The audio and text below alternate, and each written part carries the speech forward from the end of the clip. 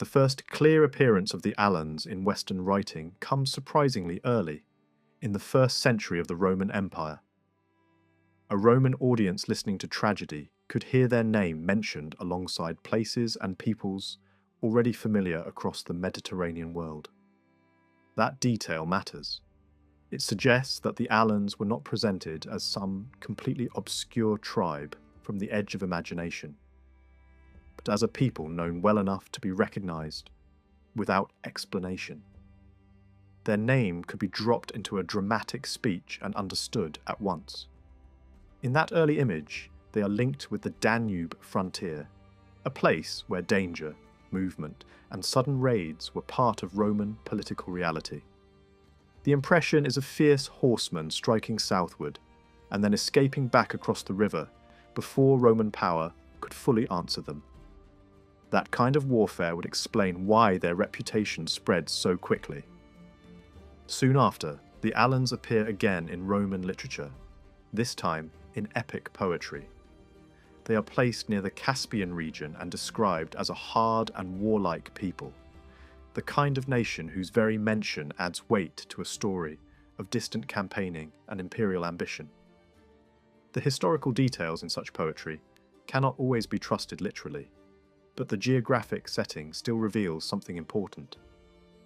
By the middle of the 1st century, Romans were already associating the Alans with the lands near the Caspian Gates, and with the frontier world between settled empires and the nomadic steppe.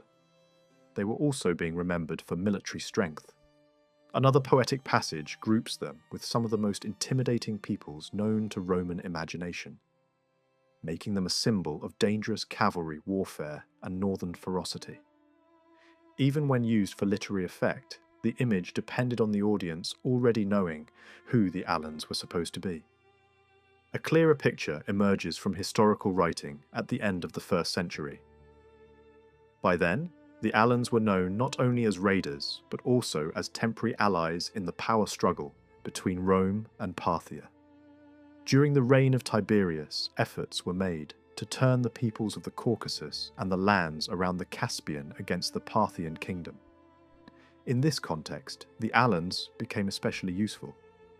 They were allowed passage through mountain routes and frontier corridors so that they could descend into Parthian territory. Once unleashed, they proved highly effective. They did not merely threaten from afar.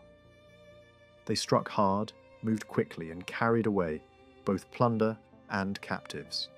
Their usefulness to Rome helped make them even more visible in the Western world. A people once known only at the edges of Roman awareness now entered imperial strategy. At the same time, Western knowledge of the Alans was becoming more detailed.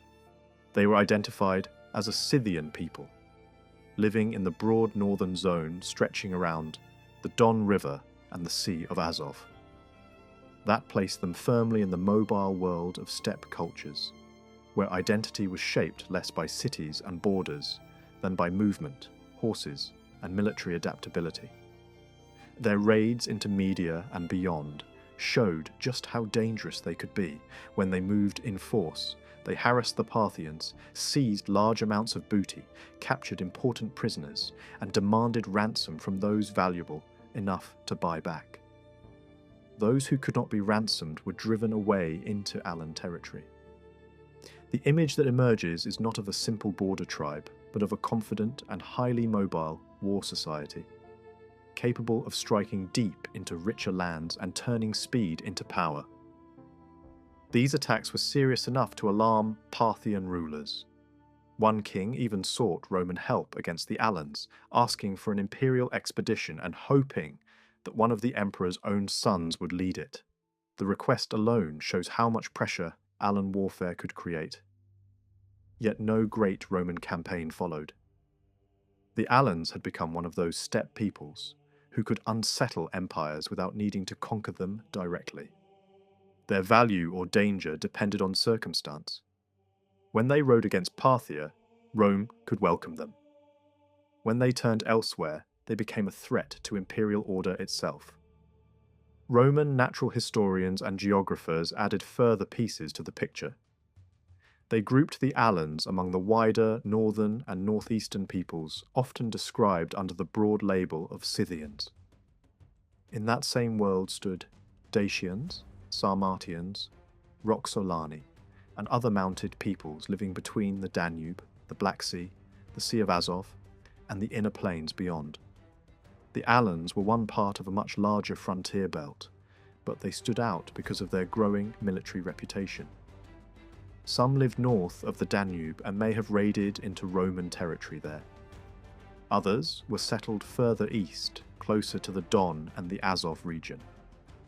Others again seem to have operated near the Caucasus and the Caspian approaches. This was not a neatly bounded nation in the later sense.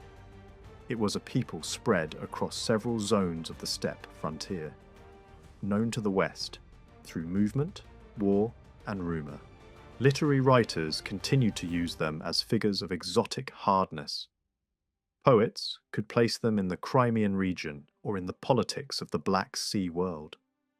They might call them fiery, emphasizing aggression and speed, or miserable, perhaps reflecting Roman assumptions about the rough material life of nomads.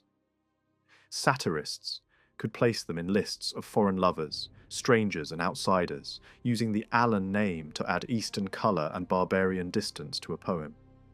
That only works when the audience already recognises the reference. By the late 1st century, the Alans had become one of the established peoples of Rome's mental map of the outer world. They were not central to Roman life, but they were known enough to serve as shorthand for the wild, mounted, and foreign. There are even hints that some Romans may have seen Alans in person. The image of an Alan rider on his steppe horse suggests not only literary imagination but also awareness of their distinct style. Their association with Sarmatian mounted culture was strong, and the horse was central to their identity. In the Roman mind, the Alan was not simply a man from a distant land. He was a horseman from the open spaces, tied to speed, mobility, and martial skill. That image would only grow stronger in the next century. Under Hadrian, the relationship between Rome and the Alans changed sharply. Earlier, Alan attacks had served Roman interests when they fell on Parthian territory. But now, the Alans pushed into regions tied directly to Roman power, including Armenia and Cappadocia. This time, Rome could not remain a distant observer. A Roman commander on the eastern frontier met them in battle and forced them out. This was an important turning point. For the first time in surviving Western evidence, a Roman general faced the Alans directly and thought carefully about how to stop them. The result was not just a military response, but an analysis of steppe warfare itself. What emerges from that analysis is one of the clearest pictures of Alan battle tactics. The Alans, like related mounted peoples of the northern world, fought primarily as cavalry spearmen. Their strength lay in speed, shock, and movement. They charged hard and fast, trying to break the enemy by force and momentum. Against them, ordinary fear could be as dangerous as the lance. A commander who lost formation was already halfway to defeat. The most reliable answer was disciplined infantry standing firm in close order, supported by missiles. If a solid infantry line could endure the first impact and shower the attackers with missiles before they closed, the charge might fail. That was the critical moment, because once the Alans realised they could not smash the formation head-on, they would often pull back. But retreat did not mean defeat. This was where Alan warfare became especially dangerous. A backward movement could be genuine, but it could also be a trap. If enemy infantry broke ranks and rushed after what looked like a fleeing force, the Alans could suddenly turn and strike the now disordered pursuers. This tactic, later famous across the steppe world, depended on discipline, timing, and the intelligence of mounted fighters who knew exactly how to manipulate the expectations of slower troops. It was not mere flight. It was warfare by deception, using motion itself as a weapon. An enemy that thought the danger had passed could find itself destroyed in the moment of pursuit. The Alans also used a related form of maneuver against enemy flanks. Part of their force could seem to fall away in confusion, drawing attention and pulling the enemy's gaze forward. Then, at the right moment, mounted warriors would wheel aside and crash into the flank of the formation. For infantry already under pressure, such a strike could be devastating. The Alan horseman was not dangerous only in the charge. He was dangerous in the turn, in the feigned withdrawal, in the sudden reappearance where no attack seemed possible seconds before. This style of war belonged to the open landscape, where cavalry had room to create illusion and momentum. By this stage, the Alans had become far more than a name in poetry. To the Roman world, they were now a real military problem, a recognized people of the steppe frontier whose methods demanded study. Their fame had grown through raids, alliances, geography, and battlefield reputation. They were known from the Danube to the Don, from the Azov shore to the Caspian approaches, and from literary imagination to imperial war planning. Roman authors described them as fierce, hard, and relentless, but behind those labels stood something more precise. The Alans were one of the great mounted peoples of the northern frontier, a force shaped by mobility, by the horse, and by a way of fighting that made distance, speed, and deception just as deadly as direct violence. Arrian understood that the real danger in facing the Alans did not end when their cavalry seemed to fall back. A retreat on the steppe could be genuine, but it could also be the opening move of a trap. To prevent his army from being pulled apart by this tactic, he designed a controlled response. Part of his cavalry was ordered to pursue the withdrawing enemy aggressively, but not the whole mounted force. The rest remained in formation and advanced more carefully. His infantry received even stricter instructions.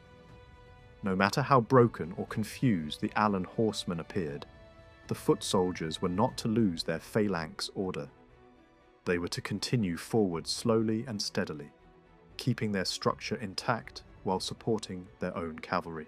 When the Alans stretched out in an attempt to circle toward the flank, Arrian answered by sending his cavalry directly against them at that vulnerable moment, striking them while they were still extended and before the maneuver could close.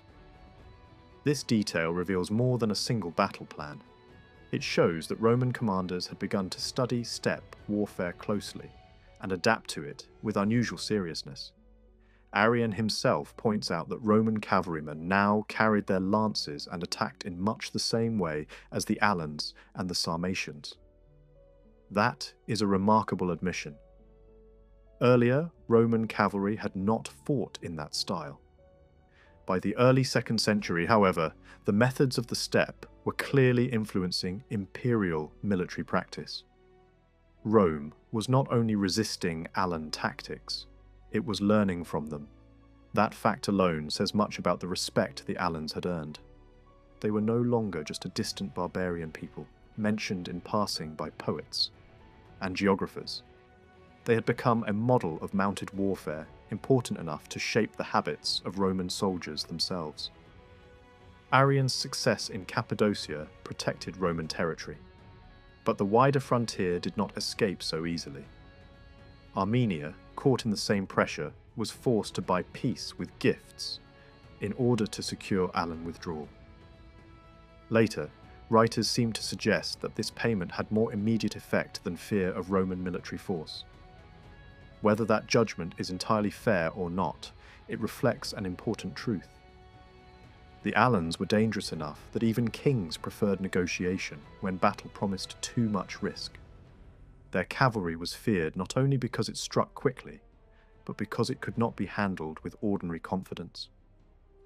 One mistake in formation, one rash pursuit, one gap opening on a flank, and the entire balance of a battlefield could change. Western awareness of the Alans deepened in smaller but revealing ways as well. Even an emperor could celebrate the qualities associated with them. A short poem survives in which Hadrian praises a horse identified as Alan. a mount famed for speed, endurance, and power across difficult ground. Whether this animal truly came from the steppe or simply carried the reputation of that world is less important than the image itself. By the early 2nd century, the Alan horse had already become a recognizable type in Roman imagination. The emperor's praise linked it with open country, swamps, difficult terrain, and the hard energy of the hunt. It was a horse of stamina rather than ornament, built not for display but for relentless motion.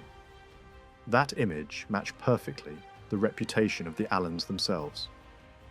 Geographers of the same age show that the Roman and Greek world had begun forming a more organised idea of where the Alans lived.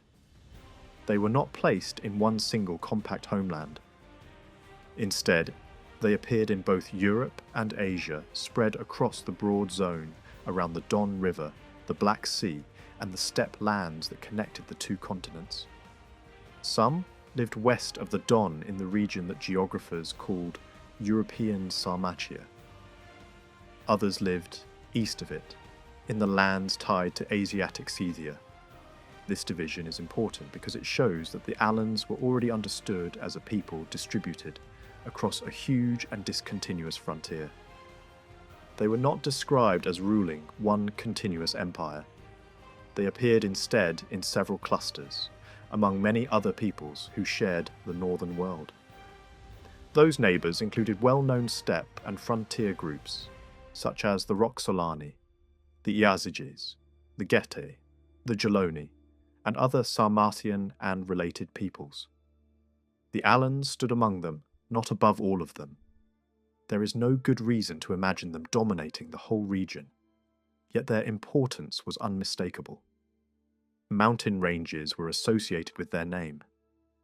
Writers who listed the many peoples between the Danube and the Black Sea often paused to single out the Alans as especially mighty, especially skilled on horseback, especially worth mentioning.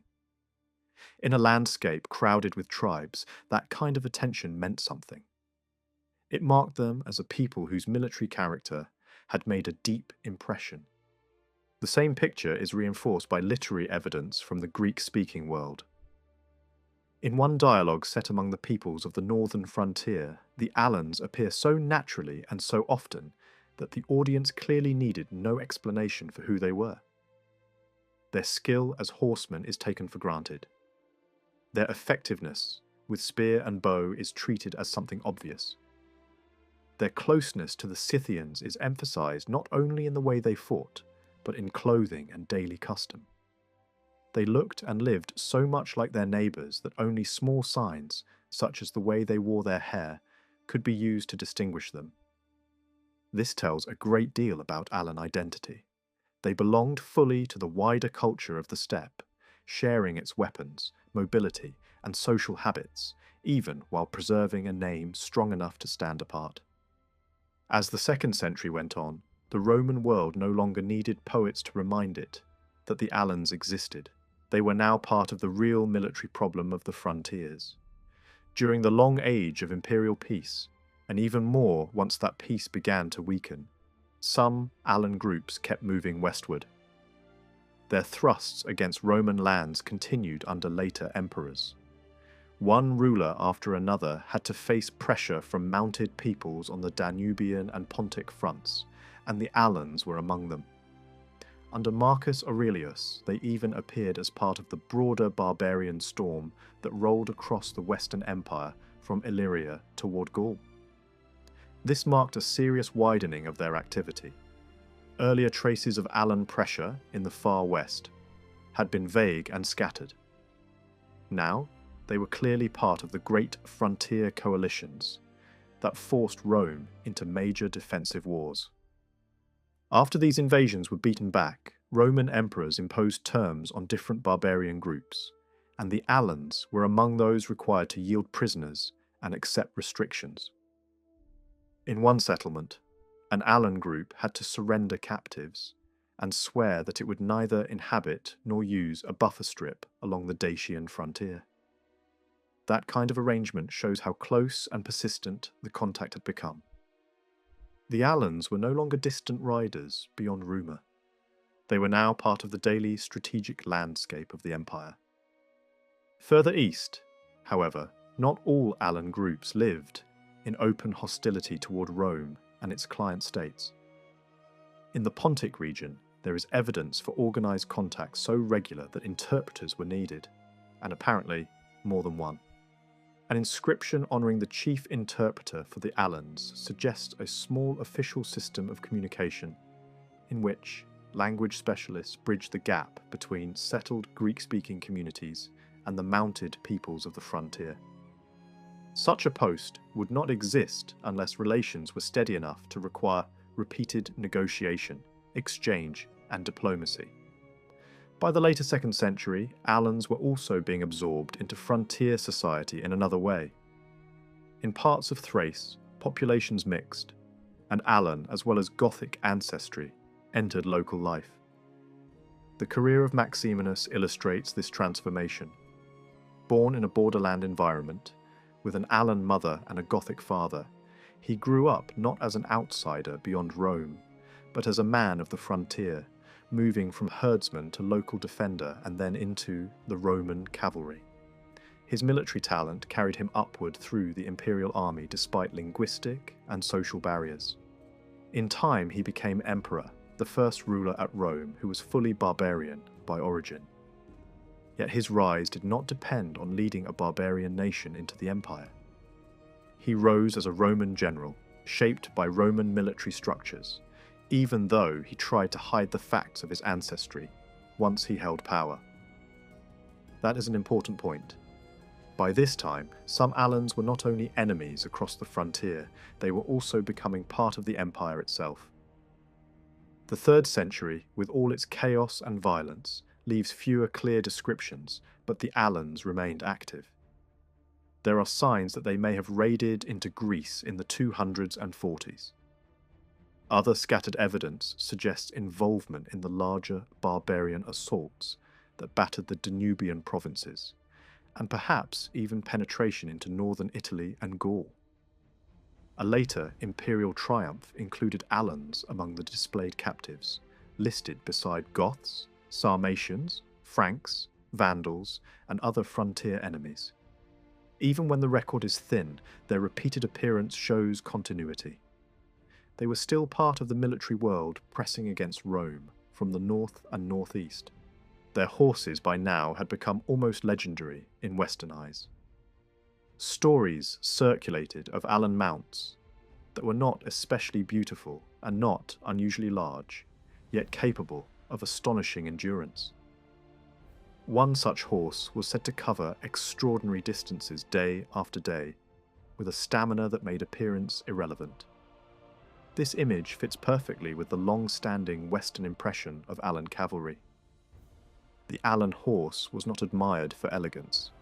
It was admired for usefulness, resilience, and the ability to keep moving across enormous distances. Over time, the steppe pony itself became one of the strongest symbols of Alan identity. When more peaceful conditions returned under Diocletian, direct information about the Alans became scarcer, partly because fewer historical works survive from that age. Yet the Alans continue to hold a place in Western imagination. Writers, translating older texts into Latin, sometimes inserted the Alans into lists where they had not previously appeared, or changed earlier descriptions to make room for them among the peoples of the barbarian world. This habit reveals continued interest. Even when no great new campaign against them was underway, they remained part of the mental geography of empire. Maps placed them north of the Black Sea. Scholars repeated their name. Old materials were quietly adjusted to include them.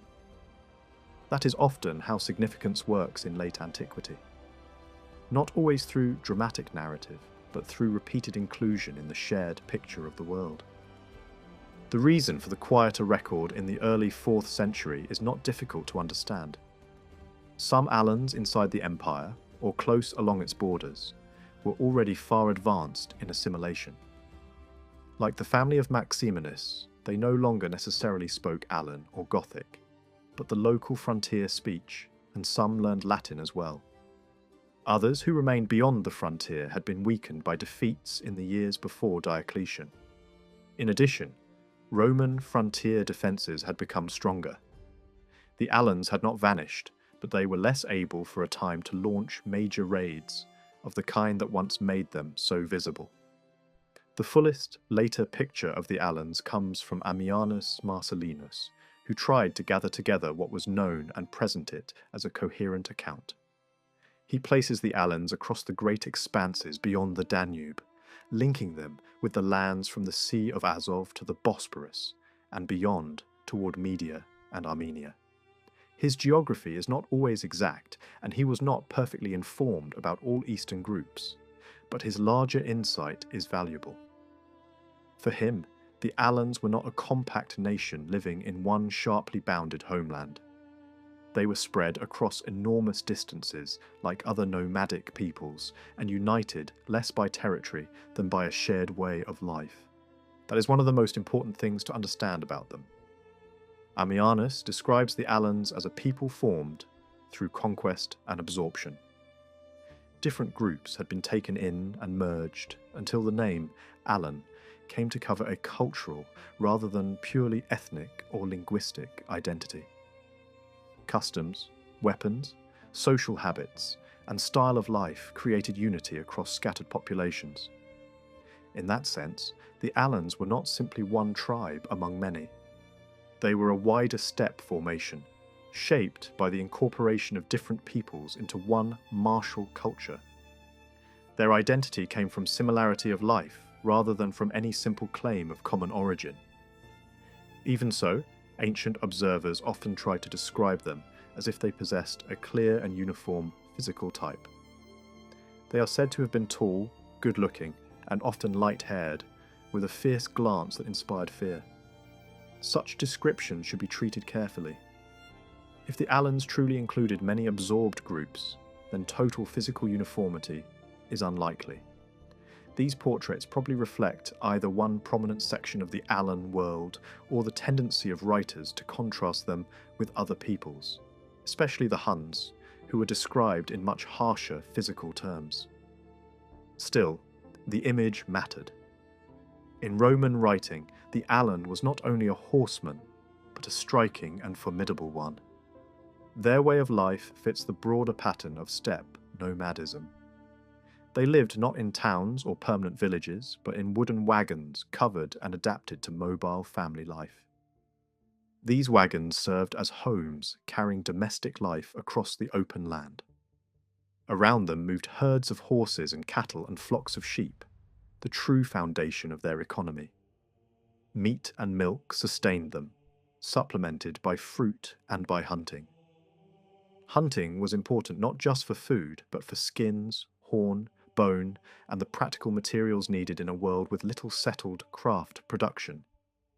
Because their animals required fresh grazing, they moved frequently, often camping along rivers where water and better grass were easier to find. They did not cultivate the soil in the settled agricultural sense, nor did they treat land as fixed private property. Their existence depended on movement, and movement shaped everything else. Their society seems to have been divided most clearly by function. One part fought and hunted, the other did not. Women, children, and old men occupied the lower and more labouring side of this arrangement. Old men in particular do not seem to have been honoured simply for age.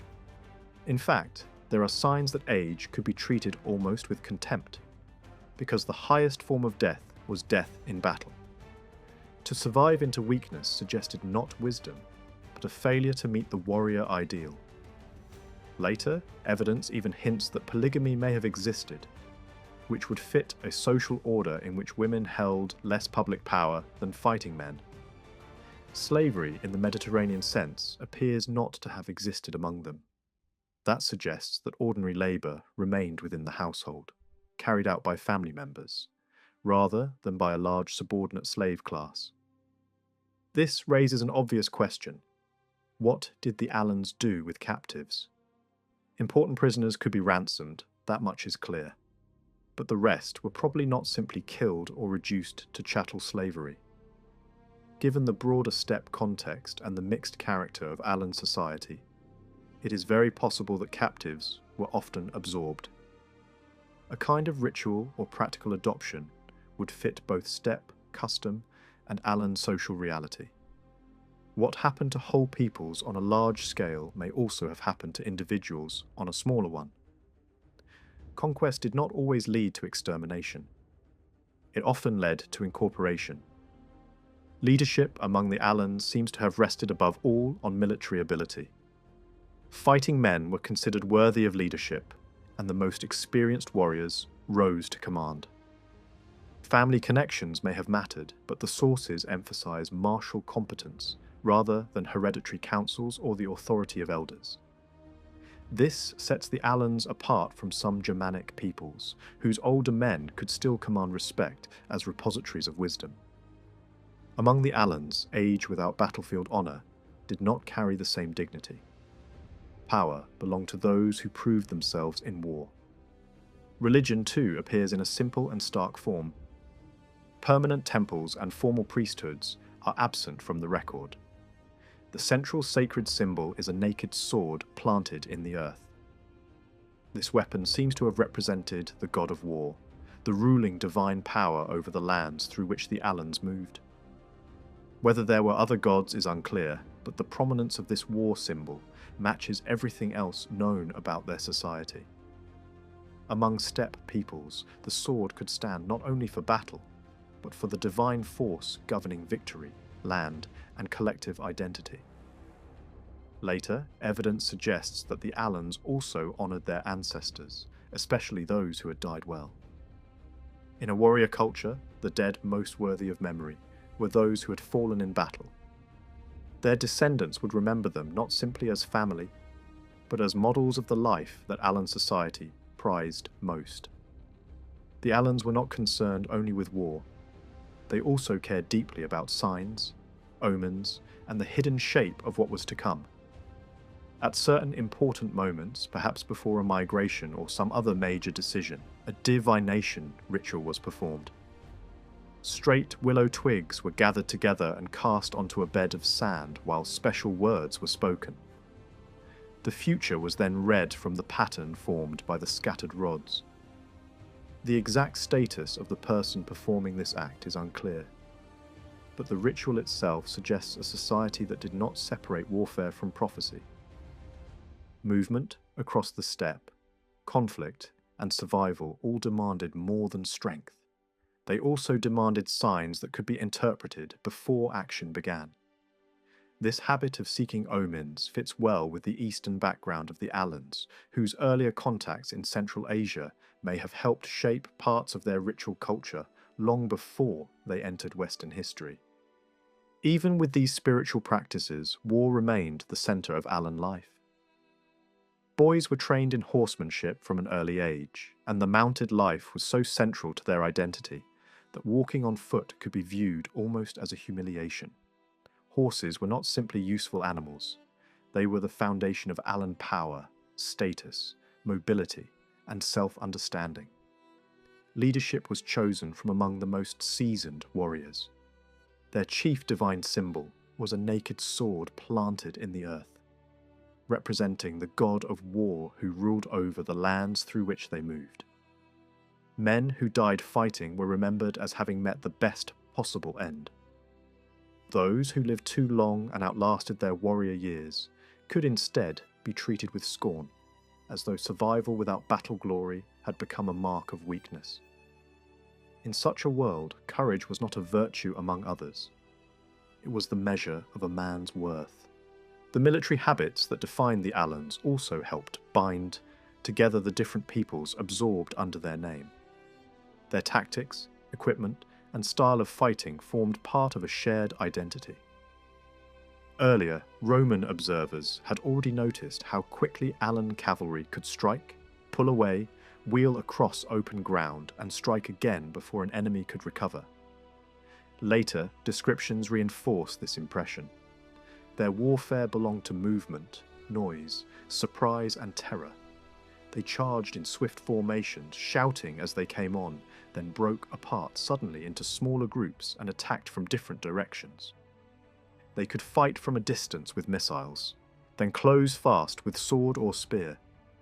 The line between advance and retreat was often impossible to read. That uncertainty made them especially dangerous. A withdrawal might be real, or it might be the beginning of a deadly return. One of their most feared techniques was the feigned retreat, a classic tactic of the steppe. An enemy who believed the Alans were fleeing might break formation and rush forward. At that moment, the Alan horsemen could turn sharply and strike disordered pursuers. This kind of warfare required discipline, nerve, and excellent riding. It also demanded a military culture in which horse and rider moved almost as one. The Alans were also known to use the lasso, another sign of steppe fighting methods, where capture, entanglement, and sudden control could be as valuable as direct killing. Their mobility was not random chaos. It was a highly effective form of war developed for open country, where speed itself became a weapon. Over the centuries, outside observers described the Alans as spread across an enormous zone, from the steppe regions of Central Asia to the open lands of southern Russia. That wide and sometimes confusing geography reflects the true nature of Alan society. They were nomadic and politically fragmented. They did not form one tightly bounded empire. Different groups moved, raided, settled, merged, or disappeared into wider coalitions. This explains why ancient descriptions of them can seem inconsistent. Some observations were likely wrong. Claims about their origin or appearance were not always reliable. Writers sometimes tried to make them more uniform than they really were. The familiar image of the Alan as tall, blonde, and handsome may reflect one branch of the people, or perhaps only the taste of the writer describing them. Still, even exaggerated descriptions reveal something important. The Alans had a strong enough identity in the minds of others to attract repeated characterization. Some of the harsher stories told about them may also contain truth mixed with fear. It was said that they took the skins of slain enemies and used them as horse trappings. At first glance, this sounds like the kind of tale invented to terrify distant listeners.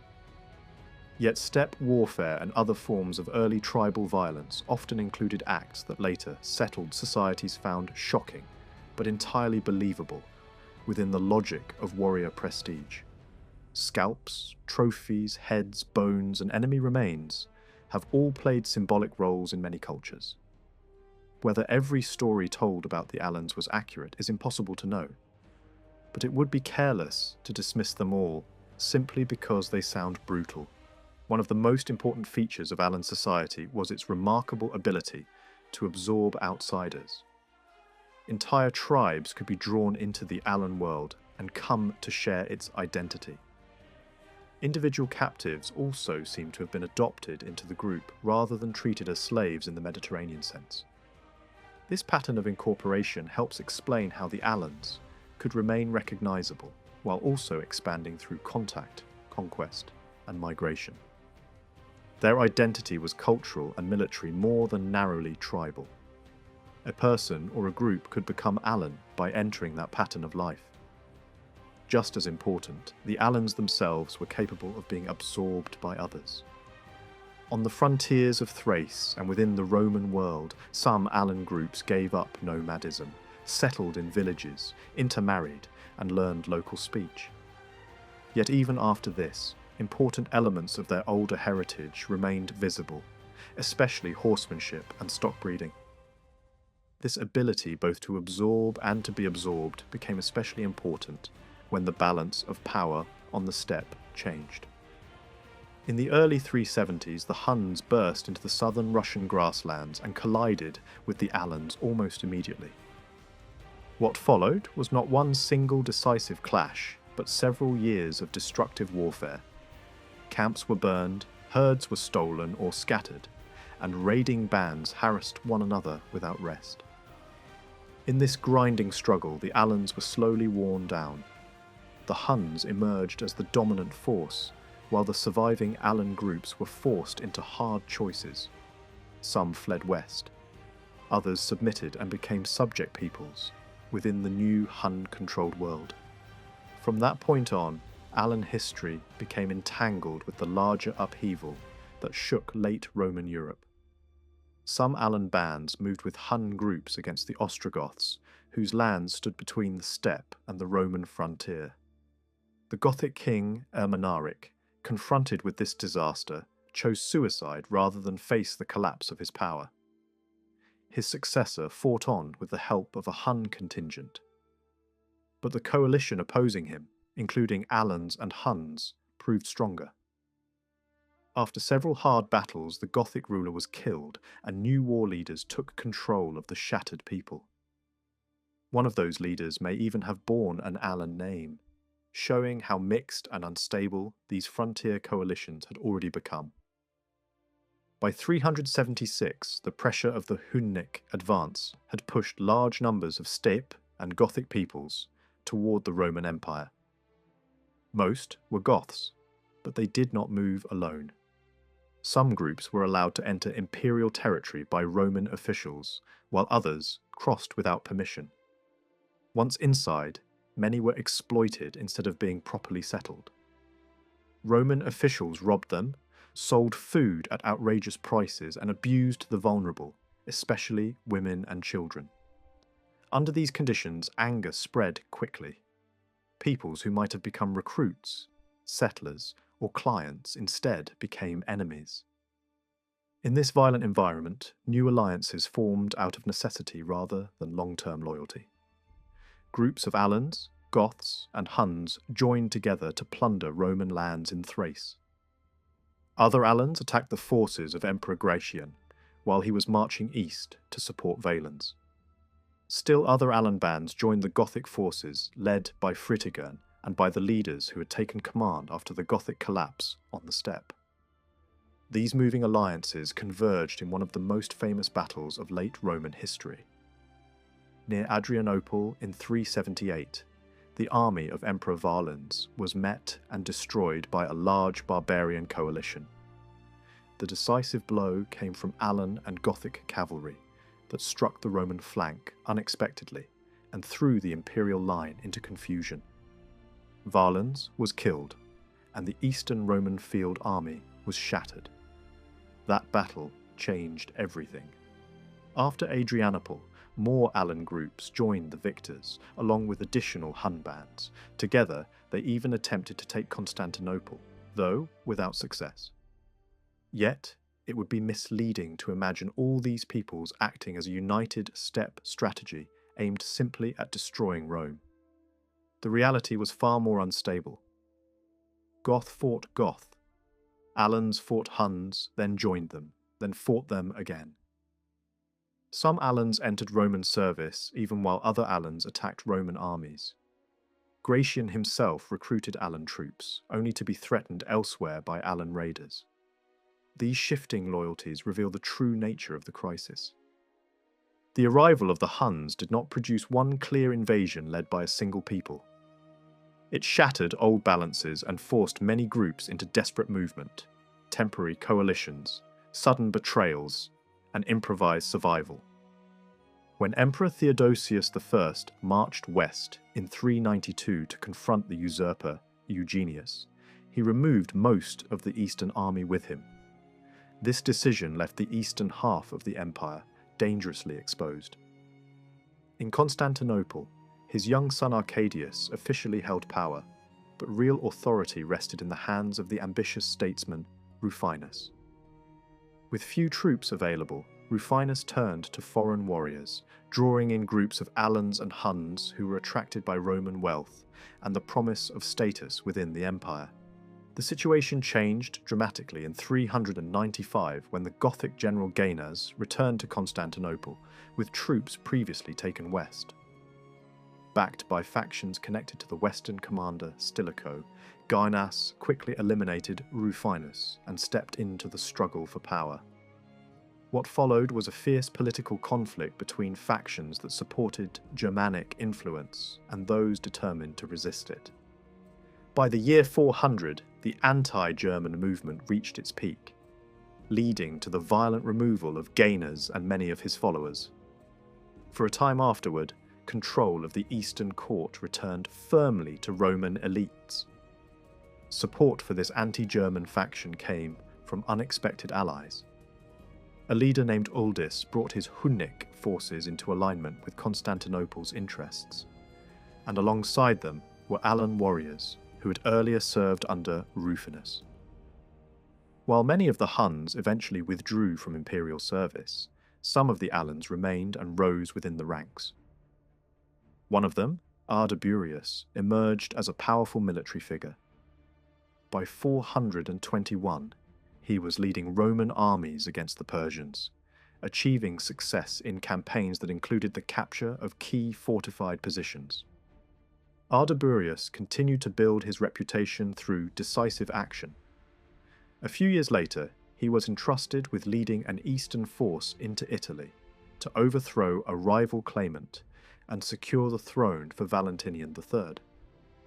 His son, Aspar, played a crucial role in this campaign, commanding cavalry forces and gaining valuable experience.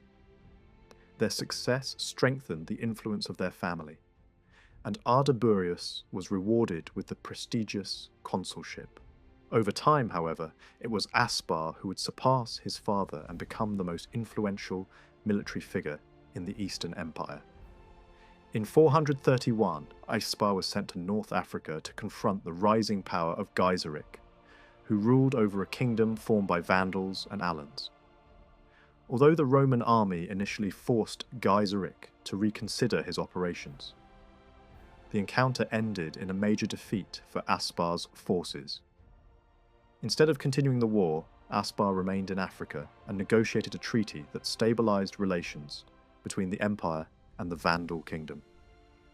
This agreement proved highly significant, and his diplomatic success earned him high honors and further influence at court. During the following decade, Aspar dominated the Eastern military and political life. When Carthage fell under Vandal control in 439, the Eastern government prepared a massive response. Yet the commanders, closely tied to Aspar, avoided direct confrontation and remained inactive for years. Eventually, the forces were recalled to face new threats from the Huns. Even then, Aspar preferred negotiation, securing temporary peace before renewed fighting broke out. When conflict resumed, the Eastern armies suffered repeated defeats, culminating in a devastating loss that nearly destroyed their field forces. Despite these setbacks, Aspar's authority remained intact. His influence extended into imperial succession itself. When Theodosius II died in 450, Aspar was offered the throne but declined. Instead, he chose to rule indirectly, elevating Marcian to the position of emperor. This decision allowed Aspar to maintain control without formally taking power, ensuring that his authority remained secure behind the scenes. Stories from this period suggest that Aspar's relationship with Gaiseric may have been more complex than simple rivalry. One account describes Marcian's capture during earlier campaigns and his unexpected release by Gaiseric after a symbolic omen seemed to predict his future rise. Whether fact or carefully shaped narrative, such stories helped explain why the Eastern Empire showed little urgency in confronting the Vandal kingdom, even when it later attacked Rome. Evidence from the following years reinforces the impression of a quiet understanding between Aspar and Gaiseric. Military expeditions were delayed or avoided, and diplomatic relations remained stable even when tensions elsewhere escalated. This pattern continued into the reign of Leo I, who initially depended heavily on Aspar but gradually sought independence. Leo strengthened his position by forming alliances outside Aspar's circle, particularly with the Isaurian officer Zeno. As Leo distanced himself, relations with the Vandal kingdom deteriorated. Plans were made for a massive invasion of North Africa, supported by enormous financial resources. Crucially, Leo avoided placing Aspar or his family in command. This decision reflected a growing mistrust and a desire to break free from Aspar's influence. The campaign ended in disaster, strengthening Aspar's position once again and reinforcing the balance of power that had long defined relations between Constantinople and Carthage. Yet Aspar's dominance was not unchallenged. His attempt to secure the imperial succession for his son Patricius sparked unrest among the population, who opposed the idea of a non-orthodox ruler. At the same time, political intrigue within his own family weakened his standing. His son Artaburius became involved in secret negotiations and questionable alliances, including attempts to gain support from foreign powers. When these actions were exposed, they caused a major scandal, forcing Aspar to publicly distance himself from his own son. Among the Visigoths, who followed Fritigern and later Alaric, the Alans formed one of the most important military elements. These were not minor auxiliaries buried inside a larger Gothic mass. They were the same mounted warriors whose charge at Adrianople had broken the Roman position and helped decide one of the most devastating battles in imperial history. After that victory, their importance did not fade. When Alaric rose to leadership and entered into his long struggle with Stilicho, the Alans remained a powerful part of the Gothic war machine. Contemporary voices still noticed them as a distinct and dangerous force. When the armies moving under Alaric threatened Campania and finally descended upon Rome itself, fear of Gothic domination was matched by fear of the Alans who rode with them. To many observers, the Goth and the Alan were not equal in number, but they were equal in terror. The record for these years is uneven, and much of the later narrative comes through writers who were deeply concerned with Gothic glory or Roman disaster, rather than with the Alans themselves. Even so, the pattern is clear. Whenever the Alans appear beside the Visigoths, they appear not as passive followers, but as a serious armed element whose presence could change the balance of a campaign. That became especially obvious in 414, when the Visigothic king Athalf led his followers into southern Gaul in search of a place where they might settle permanently. Narbonne, Toulouse and Bordeaux fell under his power, and the movement looked at first like another stage in the Gothic search for a kingdom.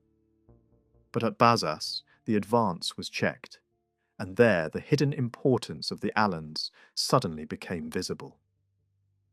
Inside the besieged town was Paulinus of Pella, trapped with his family and many others. Knowing that the Alan leader among the besiegers was personally well disposed toward him, he left the city and approached him directly. Paulinus hoped to secure permission to escape with his household. The Alan chief could not simply allow that, but he did something even more important. He showed himself willing to end the siege altogether if proper terms could be reached. A plan was made. In exchange for land on which his people could settle, the Alan leader agreed to abandon the Goths. To prove his sincerity, he sent his own wife and favourite son into the town as hostages. Paulinus returned safely to the city, and soon the Alans, together with their families, wagons, women and children, broke from the Gothic camp and formed a new ring around the walls, no longer as attackers, but as a separate force. That moment says a great deal about the Alans. They were still a mounted warrior people, but they were also looking for something more stable than endless migration and siege warfare. Settlement, land, and a recognized place inside the Roman order had begun to matter more than continued loyalty to Gothic ambitions. Once the Alans defected, the siege could not continue. The Goths had lost too much of their striking power. Soon afterward, pressure from Roman forces in Gaul forced Athalf's people to retreat south, across the Pyrenees and into Spain. The Alan decision at Bazas had not only saved a city, it had helped redirect the whole course of Visigothic movement. The reward promised to the Alans was not imaginary. Roman authorities fulfilled it, settling them in the region between Toulouse and the Mediterranean. This was no random placement. the land they received allowed them to watch and protect the main coastal road, linking Gaul and Spain.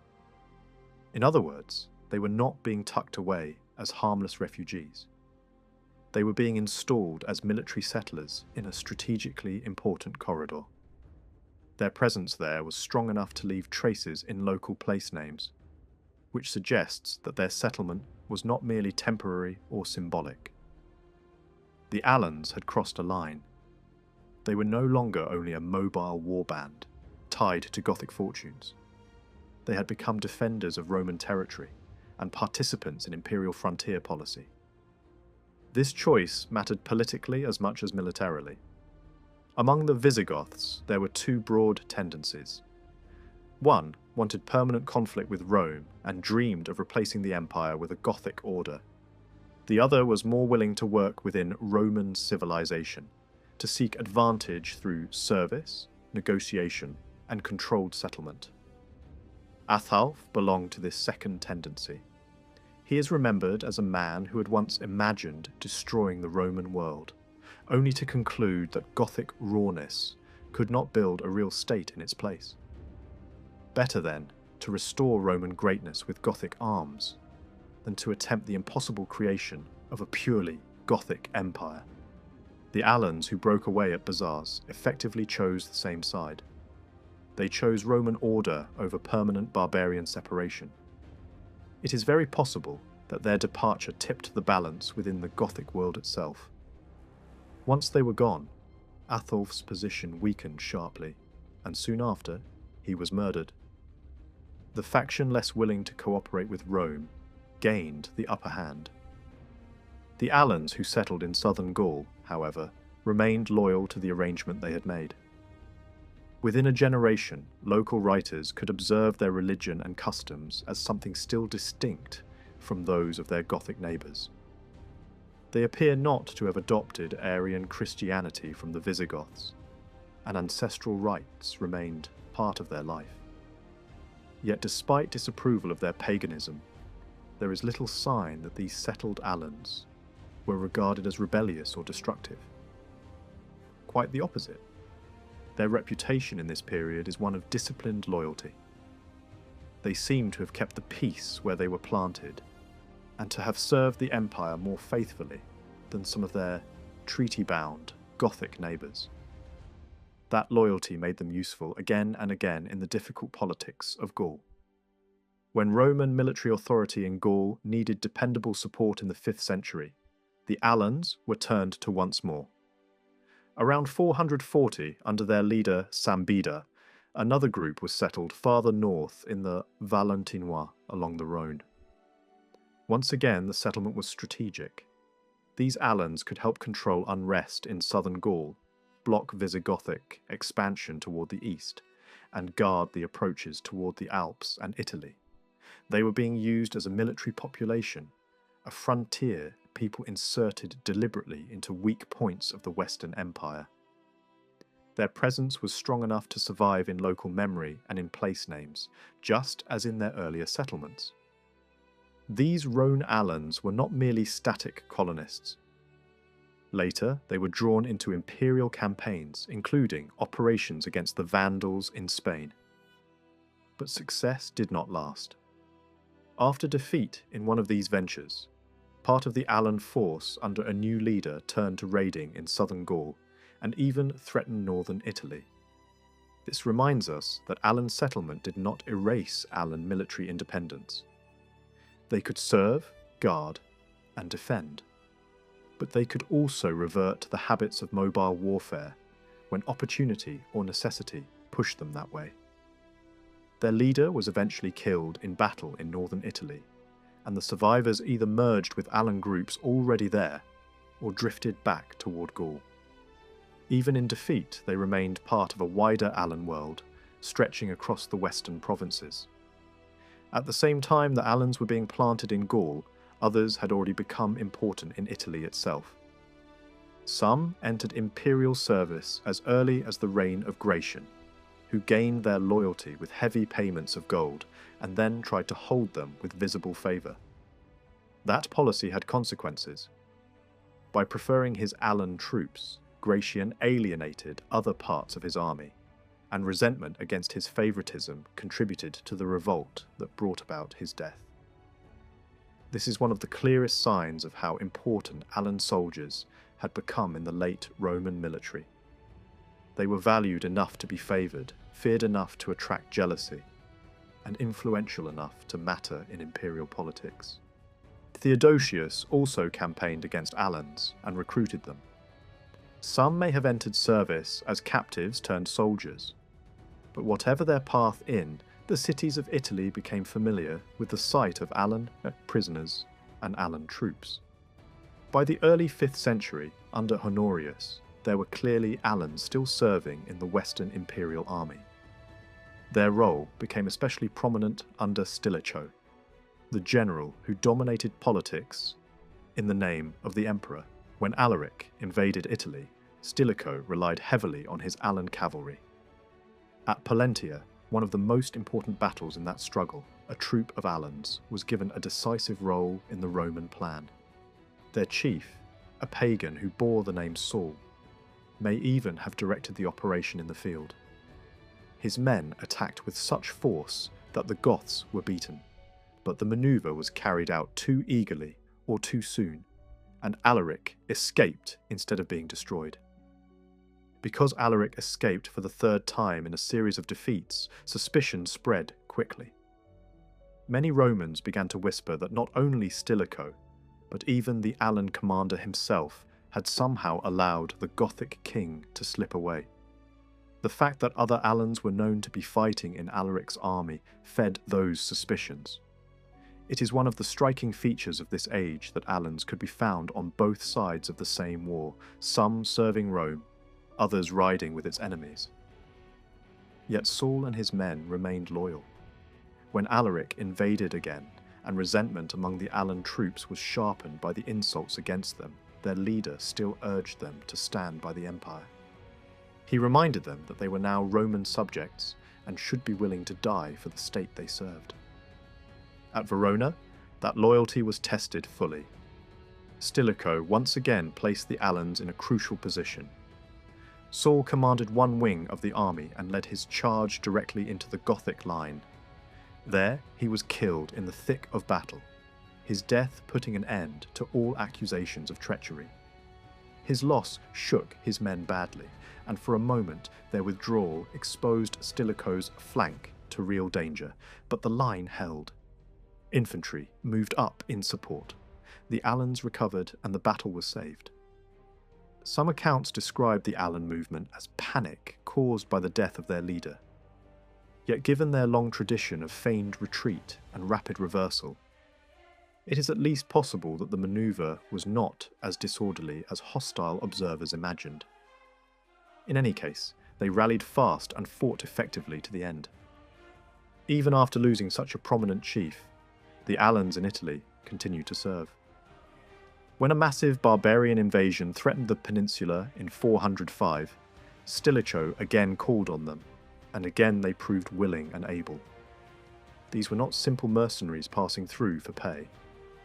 They had begun to think of Italy as a homeland worth defending. Contemporary observers could even say that the Alans had adopted the customs of Latium. That sentence captures something essential. The Alans had long possessed a strong capacity both to absorb outsiders and to be absorbed themselves. In Italy, that quality was visible again. They were still horsemen of steppe descent, still fierce in battle, still marked by an older military culture, but they were also becoming Roman in loyalty, habit, and settlement. Their settlement in Italy followed long-established imperial policy. Military colonists were granted land from imperial estates in return for service. In this way, barbarian strength was tied to Roman structure. A distinguished regiment known as the Comites Alani remained in service in Italy for many decades, and by the late 5th century, an Allan unit was still stationed at Ravenna. This was not a brief experiment. It was a lasting integration of Allan manpower into the core military system of the Western Empire. Their influence was felt beyond their own regiments. Roman cavalry itself changed under the pressure and example of Alans, Goths, and Huns. Late Roman military writers openly admitted that the imperial mounted arm had improved through contact with these peoples. Their riding skill, their handling of the lance, their speed and their battlefield flexibility helped raise Roman cavalry to a level earlier centuries had not known. This came at a price, because some believed the infantry, once the backbone of Roman war, had been neglected as cavalry rose in prestige. Yet by the end of the 4th century, the mounted arm of the empire was admired as excellent, and when praise had to be given to an emperor's horsemanship, no comparison seemed more flattering than to say he rode like an Alan or a Hun. The written administrative record, however, does not always make the Alan presence easy to see. Many military colonies in Italy are simply labelled Sarmatian, a broad and not always precise category for steppe settlers. But other evidence makes it clear that this label concealed a more mixed reality. Alan troops are plainly attested in Italy. Alan commanders appear in battle, and an imperial law refers to foreign military colonists in language that raises doubts about the precision of official terminology. It is very likely that some settlements called Sarmatian in administrative habit had, by the early 5th century, become partly or even largely Alan. Bureaucratic labels often outlast demographic reality, especially when the groups involved shared similar steppe backgrounds, related fighting methods, and a strong tendency toward assimilation. This becomes even more persuasive when battlefield geography is considered. Two of the major struggles in which Stilicho's Alans played a leading role took place at or near cities that also functioned as military colony centres. Pollentia, where the Alans attacked fiercely and too soon, lay close to one such settlement. Verona, where Saul fell and Alan horsemen recovered after his death, was itself associated with another. It is not at all unreasonable to imagine that the families of these soldiers lived nearby, inside or around the same urban centres where their men fought for Rome. Other later clashes involving Alans also occurred around the same northern Italian military zone. This suggests not a wandering troop detached from the land, but a military population rooted in key locations across the Po Valley and the approaches to the Alps. Place names strengthen that impression. Across northern Italy, especially near roads leading from the Alpine passes or connecting major military centres, a cluster of names survives that points to Alan presence or influence. These names appear beside older Sarmatian settlements and along roads of obvious strategic value. Taken together, they suggest that by the 5th century, northern Italy contained an interwoven network of steppe-descended military communities, some originally Sarmatian, some Alan, some probably mixed. The administrative habit of calling them all Sarmatian was convenient, but it was too simple.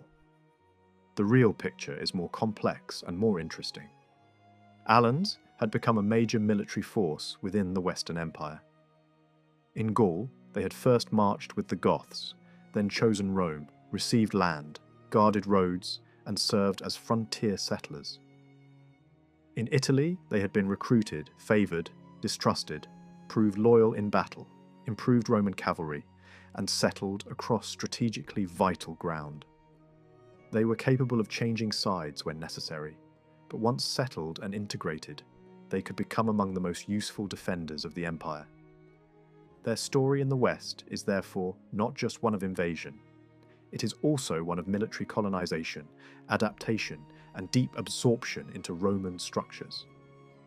After the death of Fritigern, the Alans who had ridden with the Visigoths did not disappear into the background. They remained one of the most serious military elements inside the Gothic world. These were the same cavalrymen whose sudden strike at Adrianople had shattered the Roman position and helped turn a battle into catastrophe. Under Alaric, the importance continued. In the long struggles between Alaric and Stilicho, the Alans were still seen as a distinct and formidable component of the Gothic army. When the Gothic advance pressed into Campania and then reached Rome itself, fear was not reserved for the Goths alone. To those living in the threatened regions, the Alans were just as terrifying. Their reputation for speed, violence, and mounted warfare had not faded since the Steppe. It had only been carried into the Roman world and attached itself to new alliances. Yet the Alans were never a people who moved in only one political direction. Their history in the West shows again and again that they could shift from raiders to allies, from invaders to settlers, from supporters of a Gothic cause to servants of the Roman state. That flexibility became unmistakable in southern Gaul. When Athaulf led the Visigoths there in search of a land in which to establish himself, the Goths gained control of several important cities. But at Bazars, the momentum faltered, and there the role of the Alans suddenly became decisive. Inside the town was Paulinus of Pella, trapped with his family. He knew the Alan leader among the besiegers personally well enough to risk a direct approach. What followed changed the course of the campaign. The Alan chief could not simply allow Paulinus to walk free, but he proved ready to consider a larger arrangement. If land could be secured for his people, then the Alans were willing to abandon the Goths altogether. To prove the sincerity of the agreement, he sent his own wife and beloved son into the city as hostages. Paulinus returned safely, and the Alans, together with their wagons, women, and children, pulled away from the Gothic camp and took up a new position around the city. The meaning of that act runs deeper than a simple betrayal in wartime. It shows a people beginning to prefer stable settlement under Roman authority to endless movement under Gothic leadership. Once the Alans withdrew their support, the siege could not continue. The Goths lost too much strength, and soon afterward Roman pressure in Gaul pushed them south across the Pyrenees into Spain. The decision at Bazars had done more than save one city. It had helped break a campaign and redirect the movement of an entire people. The Alans were rewarded with land in the region between Toulouse and the Mediterranean. This was not a careless grant. They were placed where they could help control the main routes between Gaul and Spain, especially the great coastal road. In effect, they became military settlers guarding one of the most important corridors in the western provinces. Their presence there was strong enough to leave traces in local geography, which suggests that this was no brief experiment. The Alans were being absorbed into the Roman system without losing the martial identity that made them valuable in the first place. This settlement also had broader consequences inside the Gothic world. There were different tendencies among the Visigoths. One looked toward a permanent break with Rome and dreamed of replacing Roman rule with a Gothic one. Another was more willing to use Roman structures, Roman prestige, and Roman civilization as a framework for Gothic success. Athaulf belonged to that second line of thought. He is remembered as having once imagined destroying Roman power entirely, only to conclude that the Goths lacked the discipline and political culture to build a durable order of their own in its place. Better, then, to rebuild Roman greatness with Gothic strength than to dream of a Gothic world that could not hold together. The Alans at Bazars made a similar choice. They chose settlement, agreement, and Roman protection over indefinite wandering and siege warfare. Their defection may well have weakened the pro-Roman line among the Goths themselves. Not long afterward, Athaulf was murdered, and the harder faction gained the upper hand. The Alans who settled in southern Gaul, however, do not appear as a restless threat in the years that followed. Their older religious customs survived, especially practices centred on ancestors. But politically, they seem to have remained steady allies of the empire. Even writers who disapproved of their paganism did not depict them in this period as violent disturbers of peace. On the contrary, they come across as a disciplined military population settled under Roman authority and largely loyal to it. This made them useful again when imperial commanders in Gaul needed dependable support. That need became pressing in the 5th century. Another Alan group under Sambida was settled farther north in the Valentinois along the Rhone. Once again, the arrangement was strategic. These Alans could help hold down unrest in southern Gaul, block Visigothic expansion eastward, and guard approaches toward the Alps and Italy. They were placed not simply as refugees, but as a military people inserted where the empire needed force it could trust. Their influence remained visible long enough to mark the landscape in place, names that survived into later centuries. These settlers were not passive. They played roles in campaigns and frontier defence, and at times they slipped back into the habits of mobile warfare that had shaped them for generations. After one imperial expedition against the Vandals failed, Alan troops under a new leader began raiding in southern Gaul and even threatened northern Italy. Their chief was eventually killed in battle, and the remainder either merged with Alan communities already in Italy, or withdrew toward Gaul again. Even when settled, the Alans retained the capacity to become dangerous if order broke down or political alliances shifted. Italy itself had already become another major centre of Alan power. Some Alans entered Roman service under Gratian, who attached them to himself by rich gifts and visible favour. That policy backfired politically, because the emperor's preference for Alan troops offended others in the army and helped stir the resentment that led to his fall. But that very resentment proves how important the Alans had become. They were not just another foreign troop contingent. They were strong enough, prized enough, and trusted enough to matter inside imperial politics. Theodosius also fought Alans and recruited them, and by the early 5th century, they were a known and significant part of the Western Roman military. Under Stilicho, they became especially visible.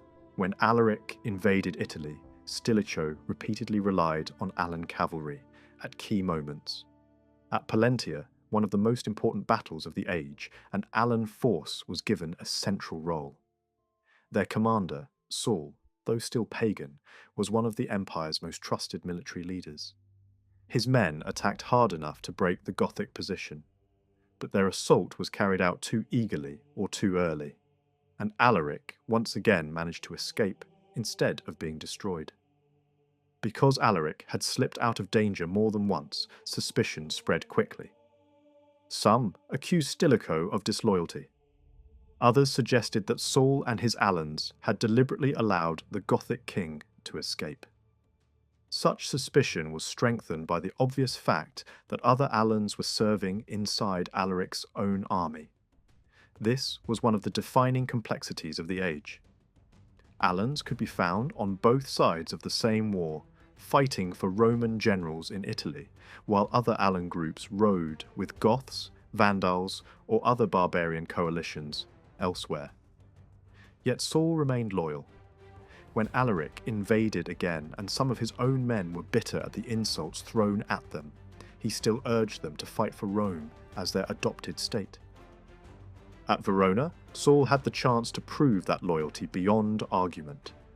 He led one wing of the Roman army and charged into the Gothic line. There, he was killed in the fiercest part of the battle. His death silenced every whisper of treachery. It also shook his men badly, and for a moment their withdrawal endangered the Roman flank. But they recovered, supported by infantry, and the line held. Whether that movement was simple confusion or an echo of older Alan battlefield habits is impossible to say with certainty. But what matters is the speed with which they rallied and resumed coordinated action. Even in a Roman setting, under Roman command, the Alans retained the quick adaptability that had made them so dangerous on the steppe. Their service did not end with Saul. Alan troops in Italy continued to fight for the empire, even after losing such a respected leader. When another great barbarian invasion threatened the peninsula in 405, Stilicho once more called on them. By then, these were not merely mercenaries. They were military colonists, families settled on imperial land in return for service.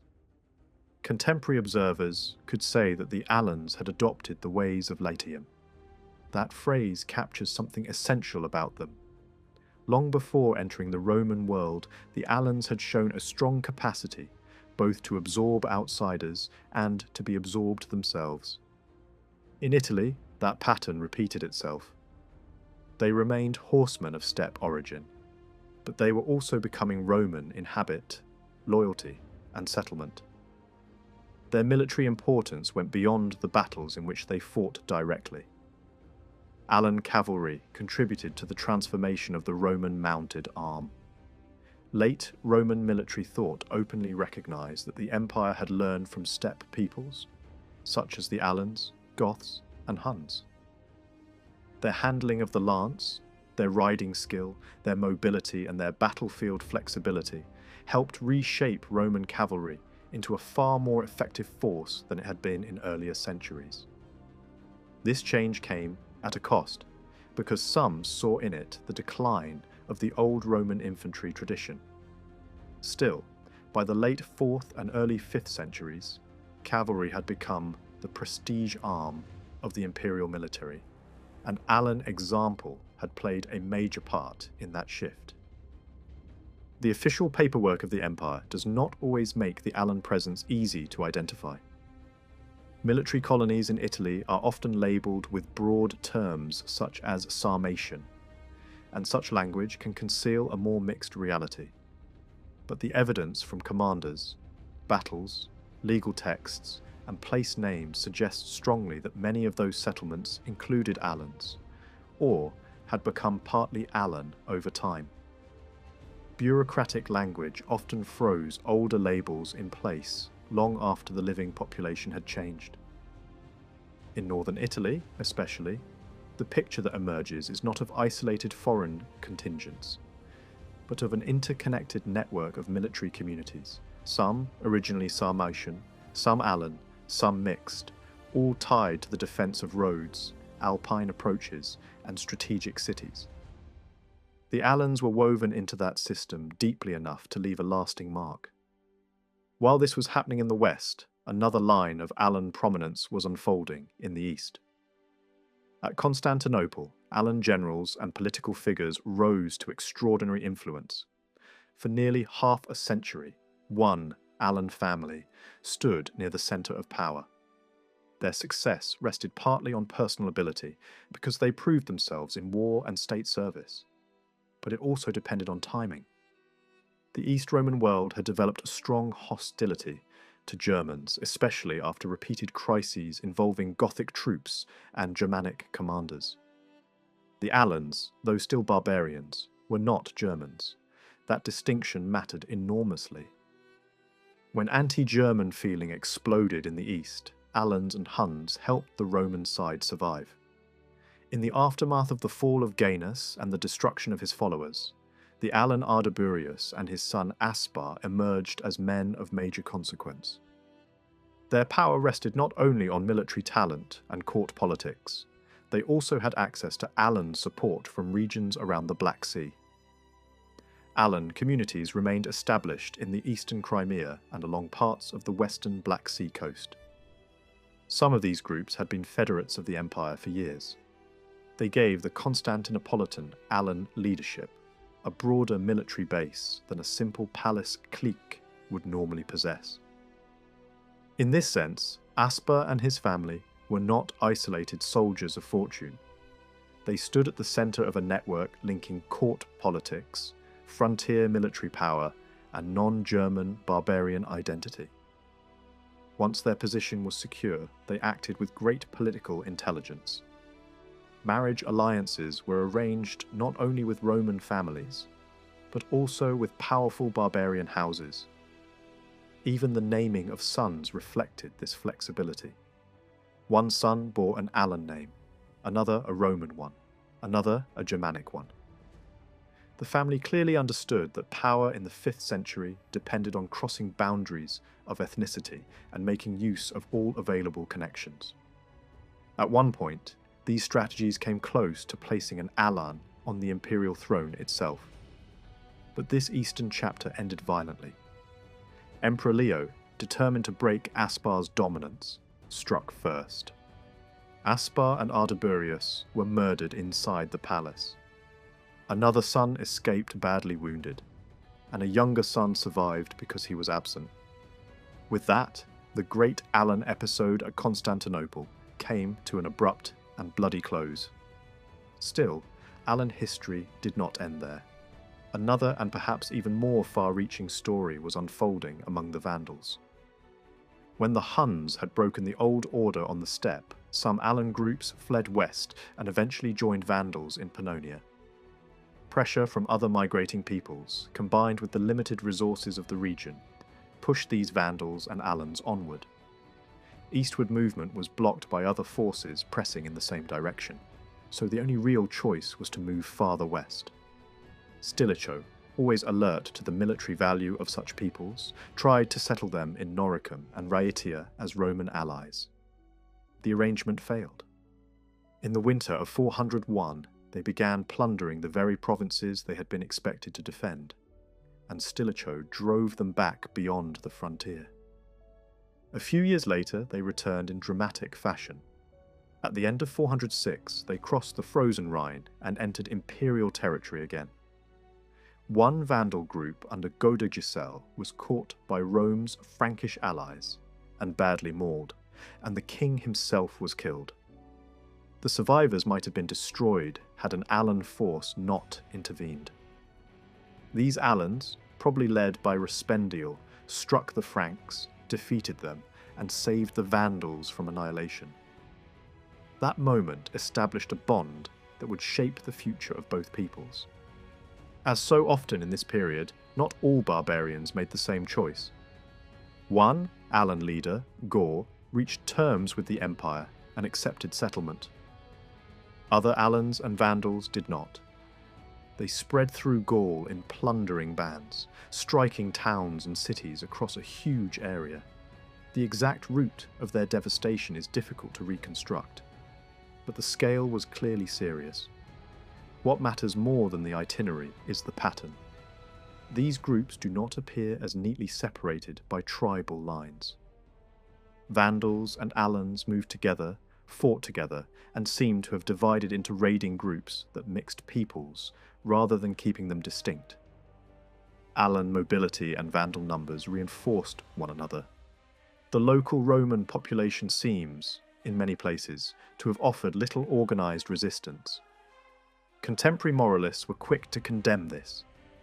They complained that the people preferred ordinary life, vineyards, entertainment, and private interest to serious defence of the country.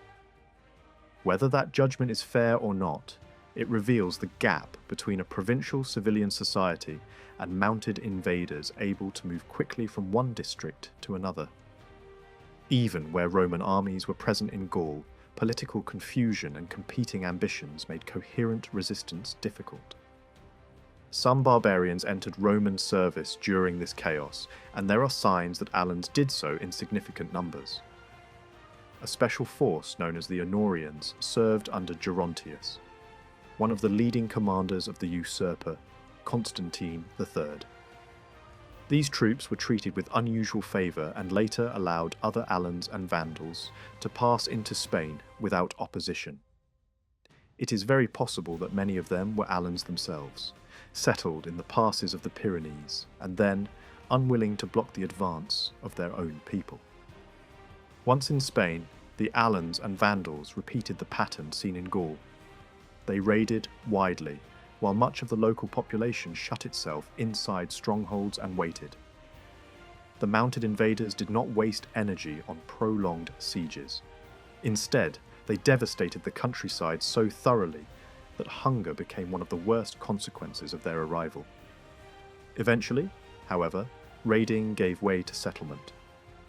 The Alans took lands in Lusitania and Cartagena. The Siling Vandals settled in Baetica. and the Hasding Vandals in Galicia, alongside the Sueves. These arrangements were based on the late Roman hospitality system. The newcomers became, in theory, the protected guests of Roman landowners and took a large share of estate income in return for preserving peace. For a time, this did produce a kind of order. The Alans and Vandals then sought formal recognition from the emperor. They offered hostages and military service in return for peace and federate status. Roman strategy, however, took a different path. Instead of accepting them, imperial authority used the Visigoths to break them. The Alans in Lusitania and the Siling Vandals in Baetica were attacked and worn down over several years. One Alan king was killed. Another Alan group in Cartagena was crushed with the help of Vandal action.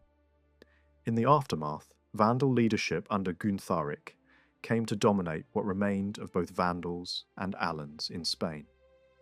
From that point on, the fate of the Spanish Alans cannot be separated from that of the Vandals. Their later story carried them across the sea into North Africa, into the capture of Carthage, into the sack of Rome, and eventually into destruction at the hands of Justinian's generals. Too often this history has been told as if the Alans simply vanished into a Vandal majority. But contemporary evidence suggests otherwise. Writers in North Africa still distinguished Alans from Vandals. Some even insulted the Alans separately while omitting the Vandals, which only makes sense if contemporaries still recognise the two as related but distinct elements. Military descriptions of the North African kingdom also show that its armies included both Vandals and Alans. The royal title adopted by the kings makes the same point even more strongly. From the early 5th century onward, the rulers of that kingdom styled themselves kings of the Vandals and the Alans. That formula was retained by every monarch down to the Roman reconquest. Such a title would make little political sense if the Alans had been fully erased as a distinct people. A dual royal title is useful only when both names still carry weight. It reminded Alan descendants of their place inside the kingdom and gave the monarchy a broader base of legitimacy. There was also mutual influence between the two peoples. The Vandals, who were Germanic, increasingly relied on mounted warfare, something that fits well with Alan steppe traditions. The Alans, for their part, seem to have accepted the Arian Christianity of their Vandal rulers, softening or abandoning aspects of their older religious life. The result was not total fusion, but a close partnership in which each people changed the other, while still remaining recognisable. When the Alans and Vandals forced their way across the Rhine in the winter of 406, Roman commanders in Gaul immediately understood the scale of the danger. The frontier system was failing, and the empire no longer had the strength to block every invading group by force. Under those conditions, Roman officials tried to turn at least some of the newcomers into partners rather than enemies. One Alan leader, Gore, accepted an arrangement with the empire. At first glance, this may have seemed surprising, especially given the earlier behaviour of Alan groups in the provinces farther east. Yet once the agreement was reached, the Romans appear to have acted quickly. Gore and his followers were not left wandering aimlessly. They were settled with a clear military purpose, becoming part of the defence of Gaul at a moment when the Rhine line had effectively broken down. That frontier had already been dangerously weakened. The Franks living along the river could not stop the invaders, and neither could the second layer of defenders stationed behind them. Among these rearguards were Sarmatian military settlers, communities placed in Gaul during the 4th century to support imperial security. Their colonies stretched across a belt of strategic ground from the region around Amiens in the north down toward Langres in the south. These settlements were not random. They had been planted near roads, river crossings, and important urban centres, and nearby cities housed weapons workshops that served the army. Even so, when the Great Invasion came, this entire defensive network proved insufficient. The result was a new military reality in which allied barbarian groups, such as Gaul's Alans, became essential to the survival of Roman authority in northern Gaul. The likely placement of some of these Alan settlements can still be traced through place names that survived long after the 5th century. East of Amiens, one site stood in a position that helped guard the roads running from Cologne toward Amiens and Soissons. Farther south and southeast, other settlements lay across routes connecting Tournai, Soissons, and Reims. Additional Alan-named places appeared closer to the approaches leading toward Verdun, Metz, Toul, and Langres. Together they formed a chain of strongpoints spread across the main arteries of movement in northeastern Gaul. Some names may preserve specifically Alan associations, while others could reflect the close linguistic relationship between Alans and Sarmatians, making precise identification difficult. Even so, the broader pattern is striking. These were not isolated villages, but points distributed along roads and corridors that mattered militarily. Their purpose was clearly tied to surveillance, movement, and defence. While Goar and his followers were serving the empire in this way, other Alans and Vandals continued to devastate Gaul, and the political situation grew even more unstable with the rise of the usurper Constantine III. By 411, Roman authority in the region had weakened so badly that Gaul was drawn into a bold political gamble. He joined forces with the Burgundian leader Gundahar and supported the elevation of a Roman aristocrat named Jovinus as emperor. The proclamation took place in a region closely connected to Burgundian power, not far from the military zone in which Gaul's followers had been settled. This was not simply an act of rebellion for its own sake. From Gaul's perspective, supporting a Roman claimant who stood nearby and could command events in Gaul may have seemed more practical than obeying a distant regime that appeared increasingly powerless. Jovinus's position, however, did not last. Atholf, who had become king of the Visigoths, entered the struggle and at first seemed ready to cooperate with him. Soon, relations between the two men broke down. Atholf then reached an understanding with the imperial government and turned against Jovinus. Once the usurper was defeated, Gaul's Alans, like the other groups that had supported him, returned to their assigned territories in northern Gaul. The south was left largely to Atholf and his followers. This episode suggests that Goar may not have seen himself as abandoning Roman service at all. He had backed a Roman, not an outsider, and when that Roman failed, he simply resumed his role as an ally of the empire. From the viewpoint of an Alan war leader, loyalty may have been defined less by distant legal theory than by immediate political reality. For roughly the next 25 years, Gaur and his people remained among the most dependable supporters of imperial rule in Gaul. This loyalty became even more valuable as neighbouring groups proved far less reliable. The Burgundians eventually rebelled and were destroyed by Aetius, with Hunnic assistance. Later, when Aetius could no longer depend on the Huns as he once had, he turned instead to Goar. Around 442, he persuaded the Alan leader to move part of his following into the region around Orléans. This redeployment had a double purpose. It would help suppress the Barcaudai of Armorica, those rebellious communities that had become a persistent problem for Roman control, and it would also check Visigothic expansion north of the Loire. In other words, the Alans were now being used as a mobile barrier against both internal unrest and external pressure. Gaur carried out this transfer on a significant scale. He settled many of his followers in the Orléanais and in the lands just to the north, while moving his own centre of power to the city of Orléans. Once again, surviving place names help reveal the spread of Alan settlement in this new zone.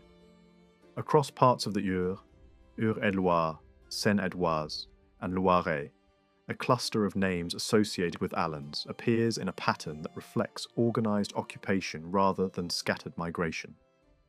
These settlements formed another defensive line, extending northward from Orléans toward the Seine basin. Their placement shows that the Alan presence was no temporary encampment. It was a structured military colonisation intended to anchor imperial control in a politically unstable region. The arrival of these settlers caused major tension with the local aristocracy. Aetius ordered the magnates of the area to divide their estates and receive the Alans as guests. In theory, this meant sharing land and resources. In practice, many landowners refused to comply. Some resisted openly and tried to block the settlement by force. Gaur answered with force of his own and drove these opponents out. This gave the Alans a harsher reputation in the eyes of many Gallo-Roman elites. Writers from the period hint at the social disruption that followed, and at least some observers condemned the newcomers for greed and violence. Yet from the Alan perspective, this was the logic of power in a collapsing imperial world. They had been settled to serve Rome, and if local resistance threatened that arrangement, they removed it. The outcome of this conflict was important. Because many magnates were expelled rather than accommodated, the Alans gained control over much more than a partial allotment. They acquired entire properties along with the labour force tied to those estates. This may help explain why Alan place names survived so strongly in the region. In normal circumstances, large villa estates often preserved the memory of long-established Roman or Gallo-Roman owners. But where many of those owners had been pushed aside, Alan chiefs and nobles were more likely to leave their own names on the landscape. What emerged was not merely a military occupation, but a social transformation, with Alan authority becoming rooted in landed power as well as cavalry strength. These settlements also reveal a careful strategic design. The line stretching from Orléans northward in toward the Seine effectively split the Armorican zone into separate sectors. This made it harder for rebellious groups in the west and east to combine their forces. Positioned between them, the Alans could strike either side while preventing a wider coalition from forming. The southern anchor of this arrangement was Orléans itself, a fortified city of immense strategic value. To its north stood other sites, whose importance continued to be recognised deep into the medieval period. Later, fortifications still survive in some of these places. Although archaeological work has not yet made it possible to determine how much of the visible defensive fabric goes back directly to the 5th century. Even without that evidence, the military logic behind the pattern is unmistakable. In 445 and 446, rebellion in Armorica forced the issue. The Armoricans rose against Roman rule, and Aetius ordered Gaur to put them down. To secure Alan cooperation, the rebels' confiscated wealth was offered as a reward. Gaur gathered the mounted warriors settled across the Orléanais and prepared to march west. The image is vivid. Heavily armed Alan cavalry assembling around their leader at Orléans before setting out on campaign. During this march, however, the expedition was interrupted by Bishop Germanus, who confronted Gaur and tried to stop the attack. Speaking through an interpreter, the bishop attempted to persuade the Alan chief to hold back. Gaur appears to have answered pragmatically. If the imperial order was withdrawn, he would suspend the campaign. Germanus then travelled south in hopes of securing clemency for the rebels from the imperial court. That effort failed. No pardon came, and before 450 the Armoricans were subdued. Even so, the incident is revealing. It shows that Gaur was not simply a ravager acting independently, but a military ally operating within the framework of Roman command. It also shows how uneasy the relationship remained between imperial strategy, local resistance, and the church's moral intervention. The Alans were both instruments of order and agents of disruption, depending on where one stood. To the imperial government, they were indispensable. To many provincials, they were an armed foreign elite imposed upon the land. Not long before 451, leadership among the Alans of the Orléanais changed. Sangiban replaced Goar, who had been prominent in Gaul for more than 40 years. The sources do not clearly record his death, and that silence is striking given how long he had shaped events. One possible explanation is that Gaul had simply grown too old to lead in war. Alan society valued active martial ability above aged prestige. A chief who could no longer take the field at the head of his horsemen may have lost both position and visibility. If Gaul survived into old age but no longer commanded in battle, his disappearance from the record would make sense. A new leader was needed for a more dangerous era, and Sangiban stepped into that role. That danger arrived in full force in 451 with Attila's invasion of Gaul. Sangiban and the Alans were now called upon to defend the same region they had spent years helping to secure. The Huns laid siege to Orléans, Sangiban's main stronghold, and the city endured a hard and bloody struggle. A later Gothic writer claimed that Sangiban had intended to surrender the city without resistance, and that only the arrival of Roman and Visigothic forces under Aetius prevented betrayal. But other accounts point instead to a determined defence under severe pressure. The siege was real, prolonged, and violent. The city was not simply handed over. Hostile tradition seems to have exaggerated Gothic heroism by casting suspicion on the Alans. There is little reason to accept the charge of treachery at face value. Still, the strain of the siege must have been immense. As the fighting dragged on and relief did not immediately appear, Sangiban may well have considered every option available, including negotiation. That would not have made him disloyal so much as realistic. The Visigoths were hardly eager allies, and if support arrived too late, the destruction of Orléans would have been complete. In the end, however, Roman and Visigothic forces did arrive in time. The Huns were forced to abandon the siege, and Aetius with his coalition pursued Attila eastward toward the great confrontation on the Catalonian plains. At that famous battle, the Alans occupied one of the most dangerous positions on the field. Sangiban's men held the centre of the Allied line, with the Romans on one side and the Goths on the other. Opposite them stood Attila himself, with the strongest core of his army.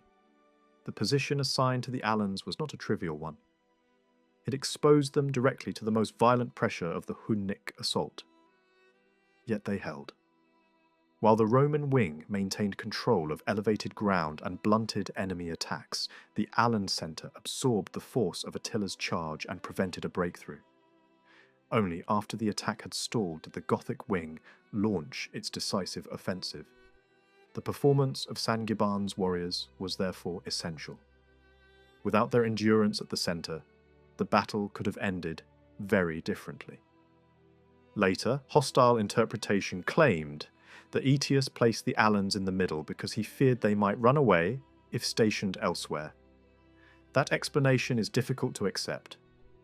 Troops expected to collapse are not normally entrusted with the most critical point in the formation against the enemy's strongest mass. The evidence of the battle itself suggests the opposite. The Alans were placed where firmness and experience were needed most, and they delivered exactly that. Their role was central to halting Attila's advance and making possible the wider Allied success. Once again, hostile Gothic storytelling tried to diminish Alan achievement by presenting them as unreliable. The actual course of the battle points toward a much more disciplined and valuable contribution. In the years immediately after this victory, the Alans, Huns, and Visigoths seem to have crossed paths in conflict again. One tradition reports that after Attila's campaigns in Italy, he turned his attention once more toward Gaul. While tensions also grew between the Huns and the Eastern Empire, Attila is said to have planned an attack on the Alans settled in northern Aquitaine. If that move had succeeded, the defensive structure of Western Gaul would have been seriously weakened, and the Visigoths themselves would have faced greater danger. That detail is important because it shows how central the Alans had become to the regional balance of power. They were no longer merely auxiliary settlers. They had become one of the main pillars supporting the Western defensive order. Jordanes tells this story in a way that is meant to magnify the glory of Thorismud and the Visigoths, but a closer reading points in a different direction. Beneath the praise and heroic colour, the central fact remains quite plain. The immediate target of the Hunnic blow was not the Visigoths at all, but the Alans, and the Alans appear to have met that attack and thrown it back without any real Visigothic rescue. The detail that none of Thorismud's men were lost in the fighting says a great deal. It suggests that later embellishment has transformed what was originally an Alan-Hunnic clash into a tale of Gothic royal heroism. The basic event may still be real, but its shape was altered so that the fame would settle on Thorismud. It is difficult to believe that Attila himself was personally campaigning in northern Aquitaine in those exact years. Yet, it is entirely possible that a Hun band left behind in Gaul after the Great Battle of 451 remained active and was later defeated by the Alans in the following season. Not long afterward, Thorismud seems to have turned his attention northward against the Alans themselves. In that campaign he defeated them and pushed them out of northern Aquitaine. The result appears to have been real and lasting. One of the clearest signs of this is geographic memory. On the left bank of the Loire, Alan place names are strikingly absent, which strongly suggests that the expulsion was thorough. Yet the Gothic success had limits. Orléans, the great Alan centre, was not taken. Once the Goths had secured the Loire as a practical northern frontier, they left the Alans beyond the river and shifted their main ambitions elsewhere, especially towards Spain.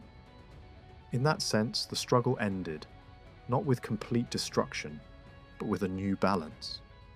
The Alans lost ground in the north, yet they remained alive as a force to the south of the river. Elsewhere in the western provinces, traces of Alan presence may survive in more subtle form. In the region stretching from northwestern Switzerland, near Lake Geneva into the neighbouring lands of eastern France, a cluster of place names suggests an older settlement connected with them. Several small towns preserve names that look strongly Alan in character, and these are not scattered at random. They appear in a zone of real strategic value. On their own, names can mislead, but here the place name pattern is reinforced by burial evidence. Throughout the same general area, archaeologists have found graves containing deformed skulls, the result of a deliberate shaping of the head during early childhood. This custom is widely associated with certain Central Asian and steppe peoples, and some groups incorporated into the Alan world are known to have practiced it. These burials date to the middle of the 5th century and lie in the same broad region as the suggestive place names. Taken together, the evidence makes the possibility of an Alan settlement much harder to dismiss. The historical setting makes such a settlement plausible. In the 400s and 40s, a Burgundian group was moved into this same area by Roman authority. Before that relocation, those Burgundians had lived near the Rhine in close contact with Alans, who were also Roman allies. Both peoples had worked alongside imperial policy for years. Under such conditions, it would not be surprising if a smaller Alan contingent had attached itself to the Burgundian movement when the transfer took place. Once mapped, the suspected Alan settlements and the deformed head burials form a pattern that makes military sense. They lie in positions that help guard the northern approaches to the St. Bernard Pass, one of the major routes into Italy. On the southern side of the same Alpine corridor, other settlements bearing Alan names appear in equally strategic positions. That arrangement fits neatly into the broader imperial method of the mid-5th century. when military settlers were planted with great care in zones where defence, mobility, and control of roads mattered most. This wider pattern helps reveal what made the Allan movement westward so distinctive. In many ways, they carried the habits of the steppe with them. In other ways, they changed profoundly. On the steppe, the Alans had never formed a single massive horde, like the Huns or the Avars. Their way of life did not favour that kind of total concentration. Nomadic existence required mobility, and mobility worked best in bands that were large enough to fight, but not so large that they exhausted the land around them. Because of that, the Alans often moved west, not as one united people, but in separate groups, attaching themselves to larger powers, such as the Visigoths or Vandals, or entering Roman service in smaller military bodies. Their identity was held together less by one political command than by customs, horsemanship, warfare, and a shared steppe culture. That same flexibility made it easier for them to form alliances with non-Allan peoples, and, when necessary, to merge with them. From the beginning, many Allan groups showed a strong desire to enter the empire, not merely as raiders but as participants. They wanted land, recognition, security, and a place within imperial order. Some succeeded in this aim far more fully than others. In Italy and Gaul, several Allan communities were able to serve Rome, gain settlements, and enjoy the advantages of the imperial hospitality system. They did not immediately become Roman in language or religion, but they found a workable place in the system and preserved it for generations.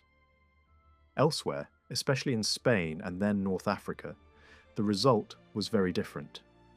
There, the Alans became entangled in more destructive confrontations with imperial power and never achieved a stable, lasting peace with it, even though they did adopt Christianity in its Arian form. At Constantinople, the Alans reached extraordinary heights of political power, at moments coming close to ruling the Eastern Empire through their generals and their court alliances. Yet that success also ended violently. If success is measured by survival and integration, then the contrast is revealing. The Alans, who remained a direct and powerful threat to the empire, were, in the long run, the ones more likely to be destroyed. The Alans, who became useful to imperial order, who settled, defended roads, held frontiers, and entered the social framework of the provinces, had a better chance of lasting. This was especially true in the western provinces, where the empire weakened and fragmented. In that crumbling world, military settlers, with cavalry traditions and access to land, were in a good position to survive political collapse. In the east, where imperial structures remained stronger and more organized, threatening Allan groups were more effectively crushed or neutralized.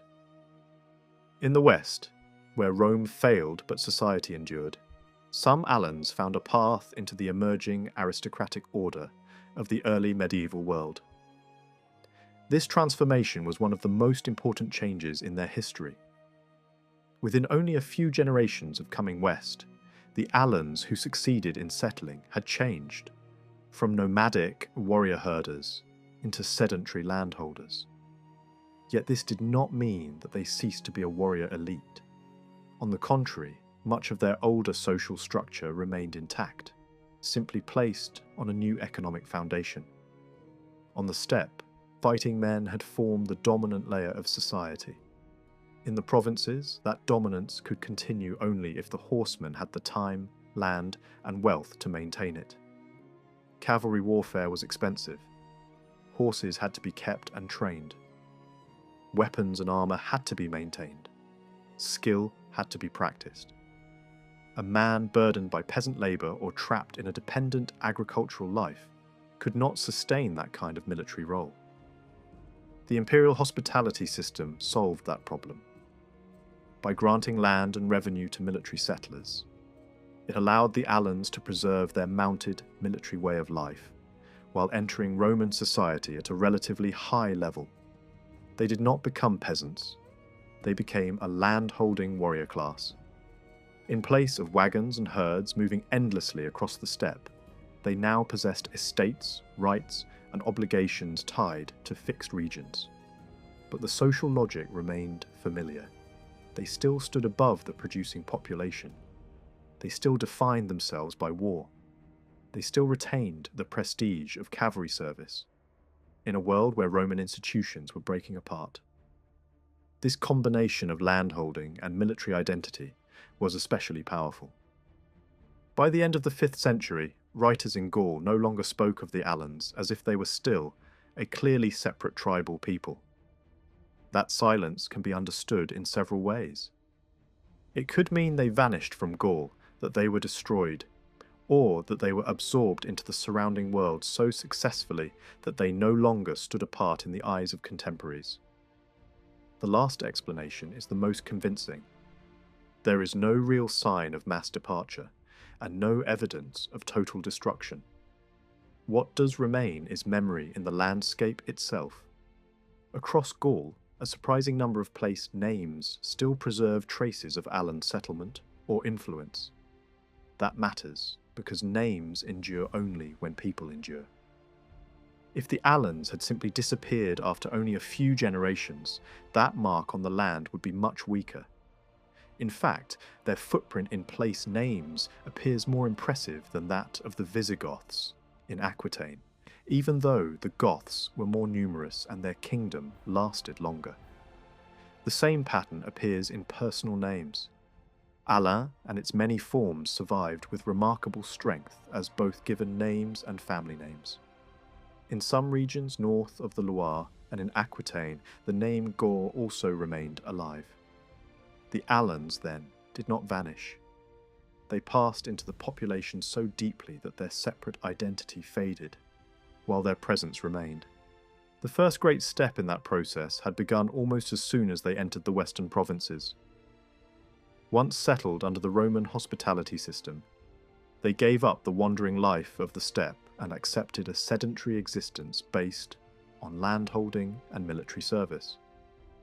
That was a major transformation. They did not stop being a warrior people, but they ceased to be nomads. The second major step was religious. In the middle of the 5th century, the Alans in Gaul still seem to have held to older pagan practices. By the end of that century, they had become Christian.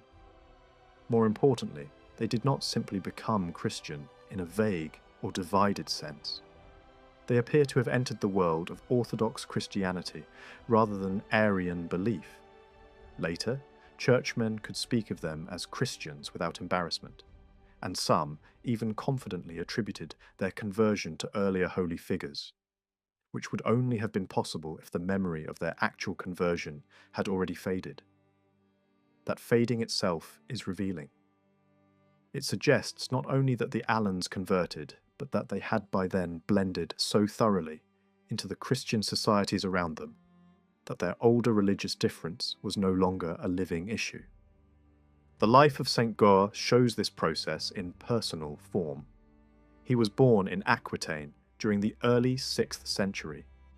His parents bore Roman names, which shows how far the family had already moved into the social world of post-Roman Gaul.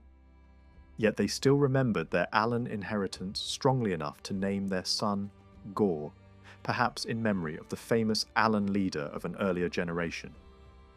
By the time this child was born, the family had already adopted Orthodox Christianity and rejected the Arianism that surrounded many Gothic groups. The result is striking. In a single family, Roman names, Alan memory, and Catholic Christian identity existed together. That is what assimilation looked like in practice. The Alans were not disappearing through erasure. They were surviving through transformation. Physical appearance does not help much in separating them from others. Ancient writers sometimes describe the Alans as tall and often fair-haired, but such observations are too inconsistent to be decisive. One famous Alan leader is described quite differently, almost in terms used for Huns. Images that survive from late antiquity are of little help because artistic conventions of the time tended to flatten difference into standard forms. More important than portraiture is the silence of contemporaries. If the Alans had remained strongly distinct in outward appearance, that fact would likely have been noticed more often. It was not. This makes sense because the Alans were never a narrow people bound together by strict bloodline. Their identity had long rested on customs, military life, and social patterns, rather than on any fixed physical type. A people built through mixture would naturally leave fewer sharp biological boundaries behind when they settled among others. In northern Gaul, especially around Orleans, the Alans were gradually folded into the larger Armorican world. The Armorici were themselves not a simple people. They were a mixture of many different elements: former imperial soldiers, local Gallo-Romans, refugees from Britain, frontier groups, and others who had all passed through different levels of Roman influence. Into this already mixed society, the Alans entered as one more strong component. In the decades after the Great Battle of 451, these Armorican communities remained broadly loyal to the Roman cause and supported the remaining imperial commanders in Gaul. The Alans of the Orleanais were becoming part of that political and military landscape. At the same time, their stronghold at Orleans drew repeated attention from outside powers. Visigothic kings wanted it, and so did the rising Franks. Roman commanders defended it when they could. Aegidius helped hold the line there against Gothic pressure. Later, Childeric attacked the region and then allied with Saxons in an effort to strike the Alans. These attacks failed. The descendants of Gor's settlers held on. Eventually, Clovis tried to bring Armorica under his control by more systematic force. At first he failed militarily, but later a treaty was arranged. The Armoricans accepted his leadership, and a new alliance emerged. Religion helped make that possible. The Armoricans and Clovis's followers now shared Orthodox Christianity, and could unite more naturally against the Arian Visigoths to the south. The Alans, long loyal to Rome and already absorbed into Armorican society, became part of that larger political realignment. This alliance mattered enormously for Clovis himself. After his conversion, not all of his followers entered the Christian fold with him. A significant number of warriors defected, weakening his military position. Without the support he later gained through his understanding with the Armoricans, including their Alan cavalry, it is doubtful that he could have mounted a serious challenge to the Visigoths. That support was not merely symbolic. Orders issued for the campaign against the Visigoths show concern about mounted men taking fodder and resources from church lands. Such concern makes perfect sense in a world where Alan riders still carried a reputation for hard and aggressive requisitioning. In other words, by the early 6th century, the Alans were no longer a separate people in the old sense, but their cavalry tradition was still very much alive and still mattered in war. Some of these Alans moved farther west into Breton-dominated Armorica before the end of the 5th century. Old traditions remembered Breton rulers having Alans under their authority. And in the region between Orleans and western Brittany, Alan influence is visible in local names and in the career of churchmen who bore Alan names.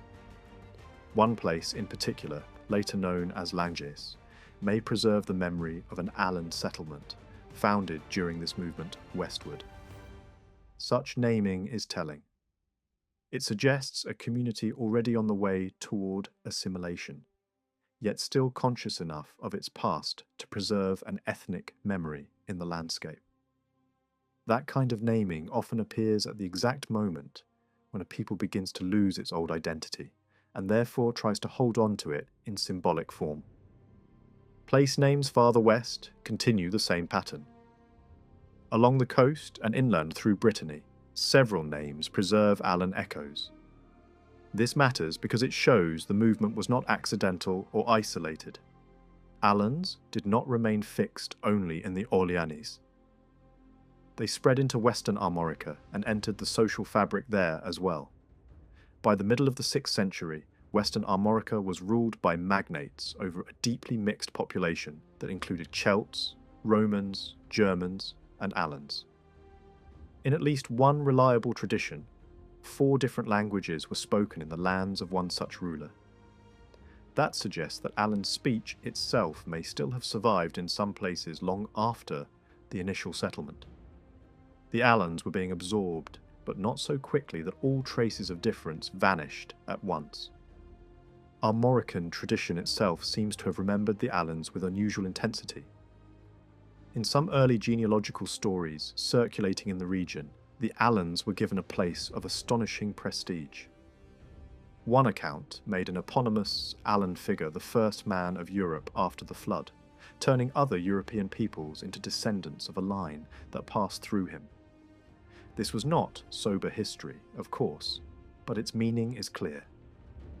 In Armorica, where Alan influence remained strong, some writers were willing to place the Alans at the symbolic beginning of Europe itself. Another tradition linked the Britons to a sequence that still gave Alanus a place of primacy before the later peoples of the West emerged. These tales do not prove political domination. They prove memory, pride, and cultural presence. They show that in 6th century Armorica, the Alans were remembered as more than forgotten settlers. They were important enough to be written into sacred and legendary origin stories. This is even more striking when set beside Eastern Frankish traditions. Writers closer to Frankish power preferred different genealogies, often giving the Franks Trojan origins and surrounding them with classical glory. In those stories, the Alans disappear or are treated with hostility. One Frankish narrative even invents an imaginary Frankish victory over the Alans, perhaps to answer for real earlier Frankish defeats. That tension is revealing. Armorican tradition elevated the Alans, while pro-Frankish tradition minimized or insulted them. These were not just different stories, they reflect different political memories. In Armorica, Alan influence had become part of local identity. In the Frankish East, the Alans remained connected to old military humiliation and to independent regions that resisted Frankish control.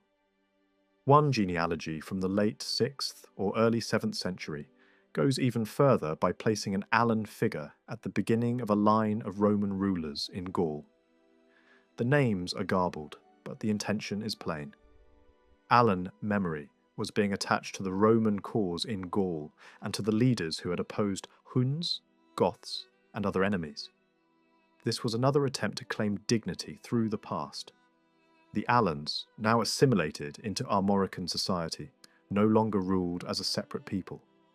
But in memory, they could still be made the ancestors of legitimacy, resistance, and noble identity. Perhaps the most fascinating part of this story is the military legacy that seems to have survived in Armorica, long after Alan tribal identity had faded. In antiquity, the Celts of Britain and Armorica had no notable reputation as horsemen. They were remembered more for chariots than for cavalry. Even later writers repeated the old idea that Britain had little horse culture at all. Yet by the 12th century, the reputation of Armorican horsemen had become the exact opposite. Writers celebrated them as exceptionally effective mounted warriors.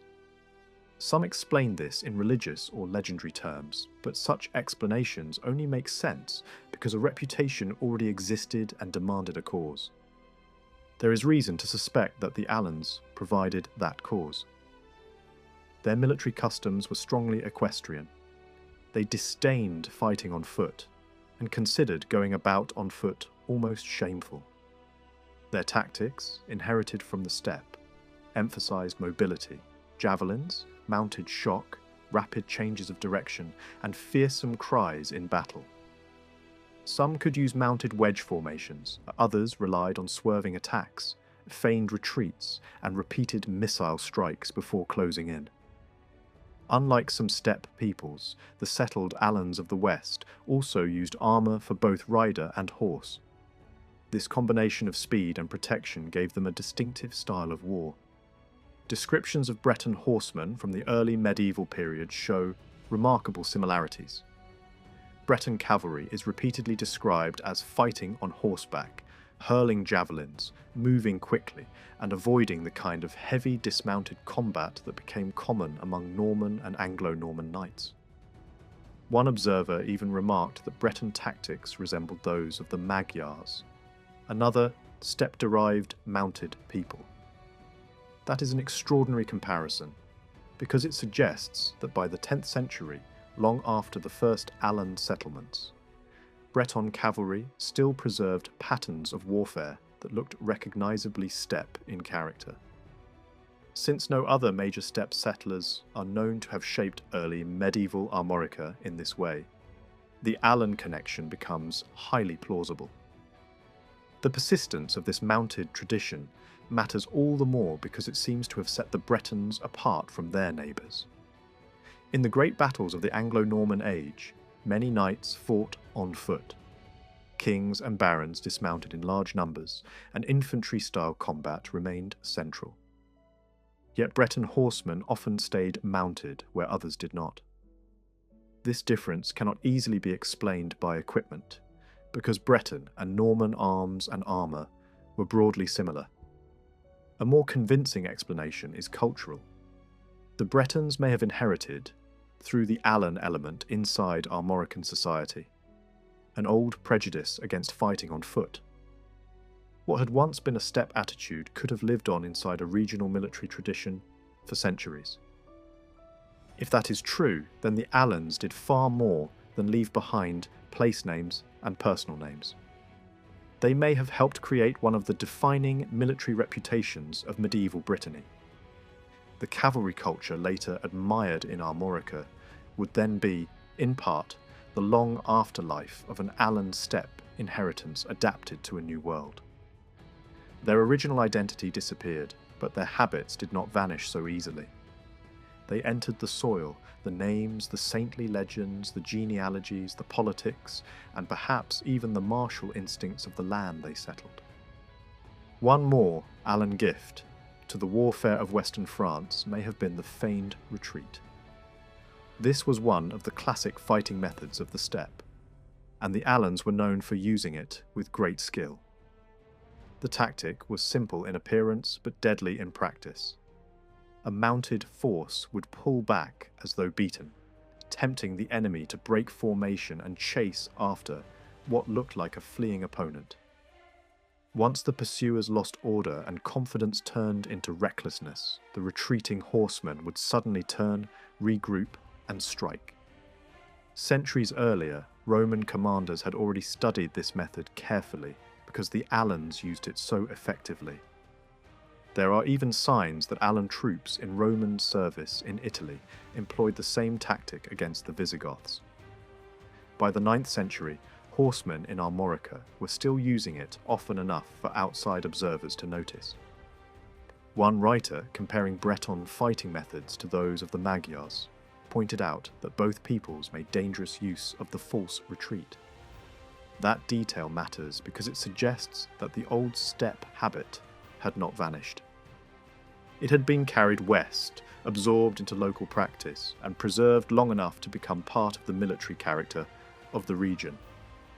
The same method appears dramatically at Hastings.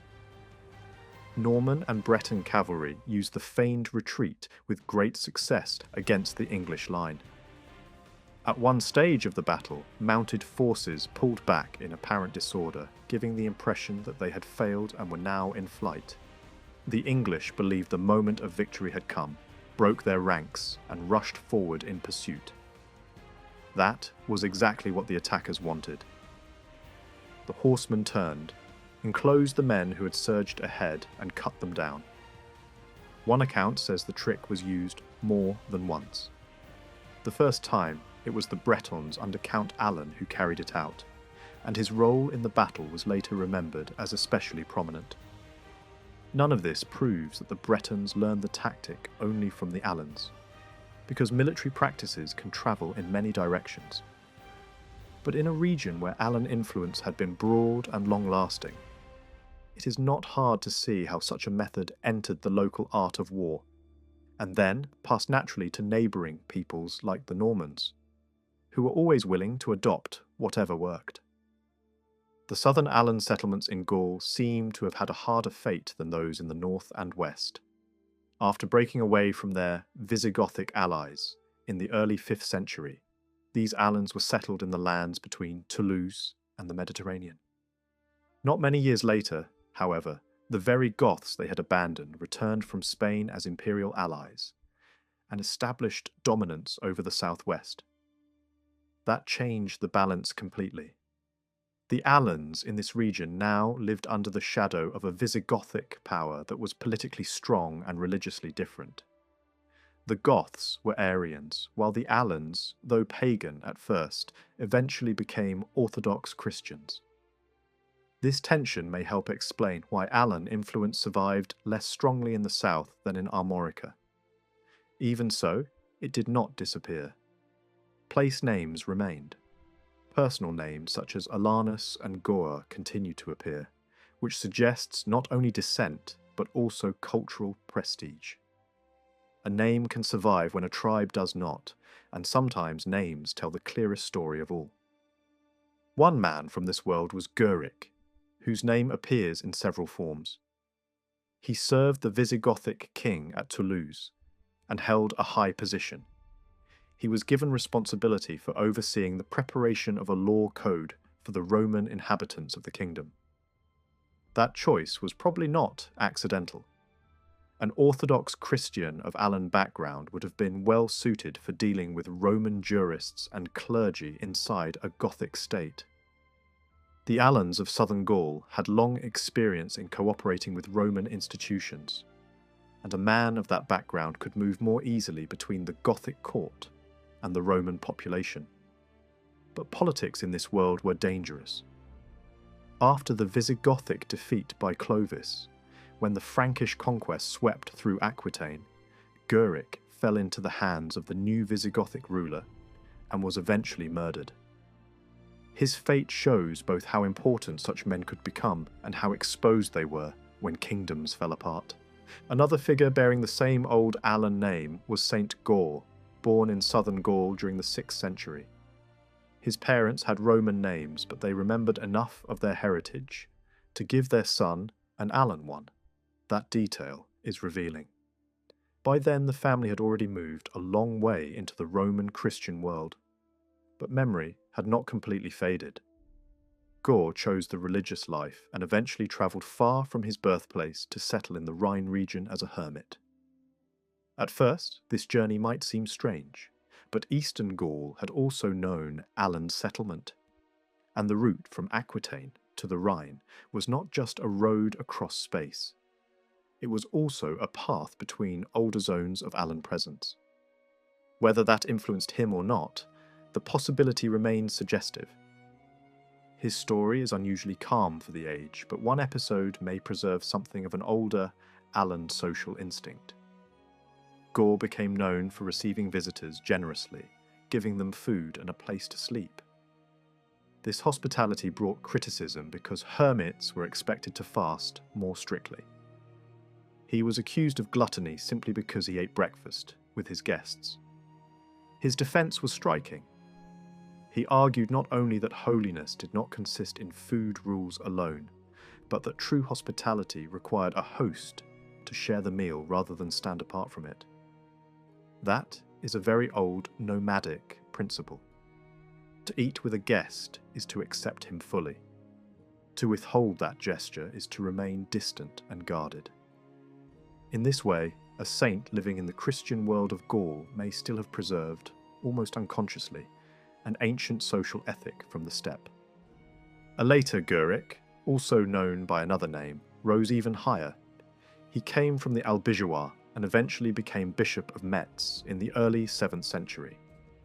Like St. Goar before him, he moved from Aquitaine toward the east. Again, the sources are thin, and names alone cannot prove a complete history.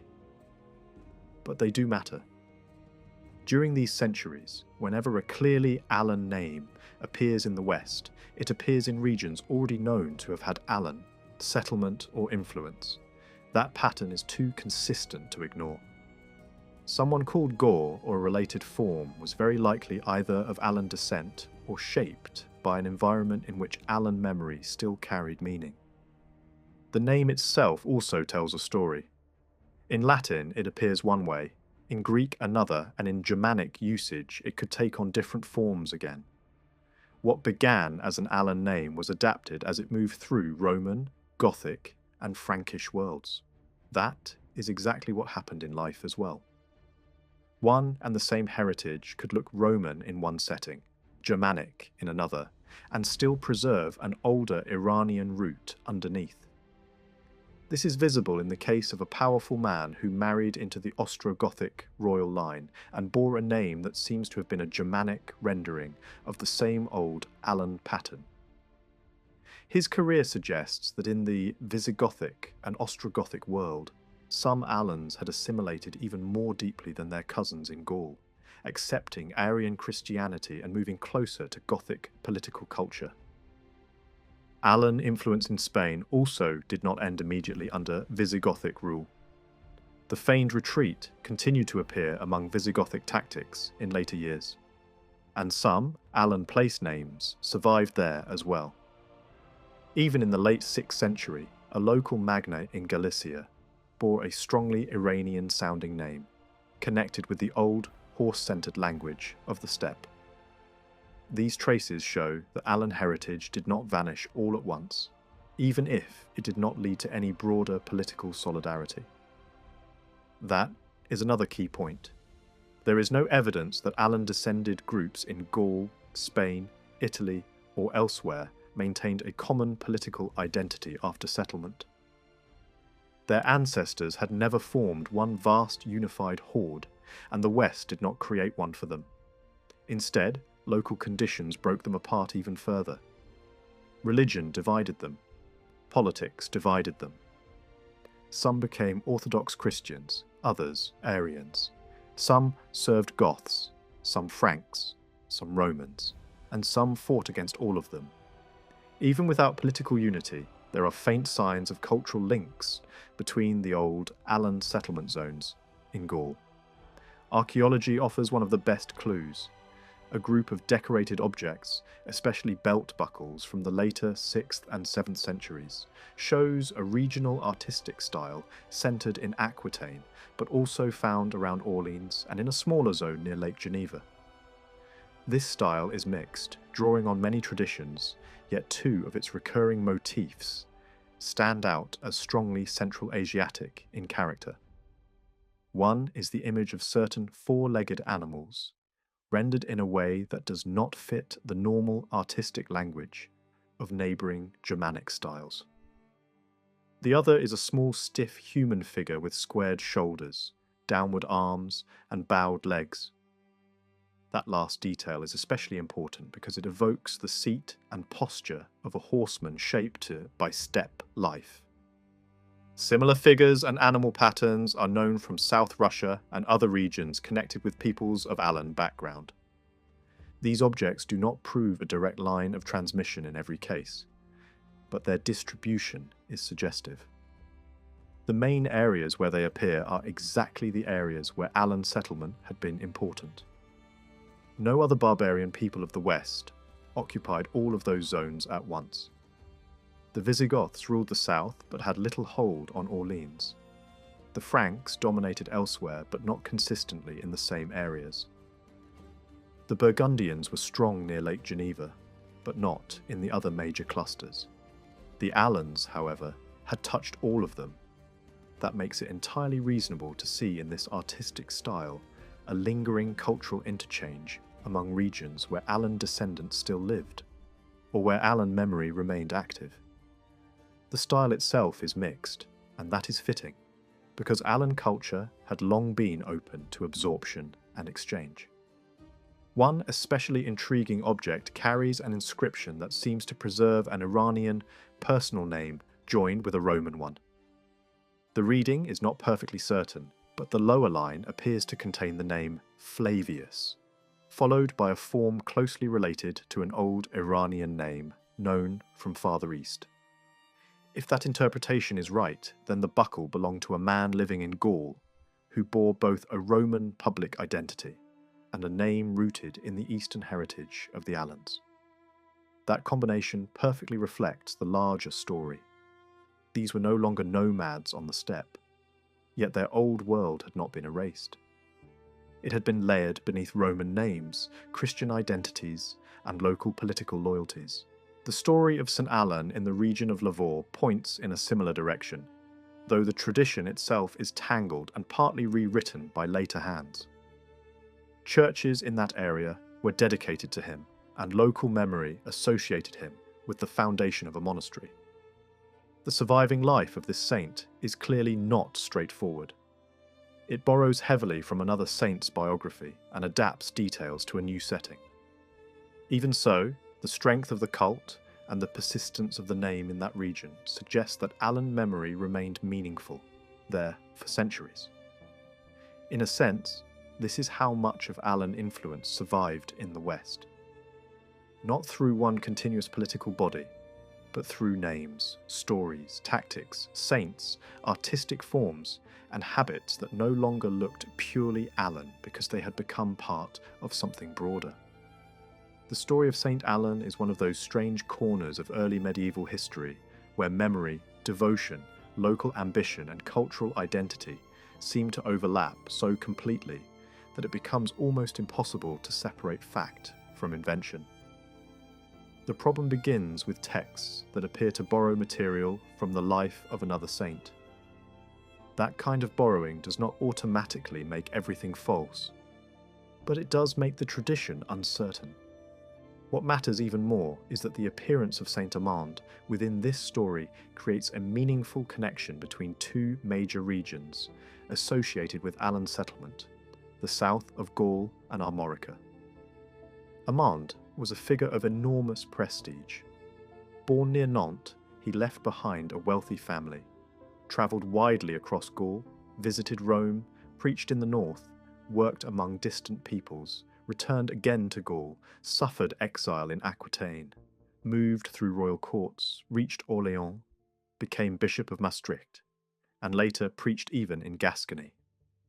He was known almost everywhere, admired in his own lifetime, and remembered long afterward. His reputation spread so widely that churches, manuscripts, and place names preserved his memory across much of Western Europe. In that setting, it would not have been difficult for a monk in an Alan-influenced community to reshape an already respected narrative and use it to strengthen the standing of a local cult. The underlying claims may have rested on something real, yet the form used to present them may have been adapted, embellished, or even fabricated for local advantage. That possibility opens the door to a deeper question. Perhaps there really was a Saint Alan. But it is also possible that a saintly figure was created, or at least redefined, by attaching the deeds of a known holy man to another name more meaningful in a particular place. Different feast days do not settle the matter. One community may honour a saint on one date, another on a different one, and still both traditions may have grown out of the same confused memory. The fact that people celebrated Saint Alan on a separate day proves only that they believed such a saint existed and deserved veneration. It does not prove that the individual behind the cult can be securely identified.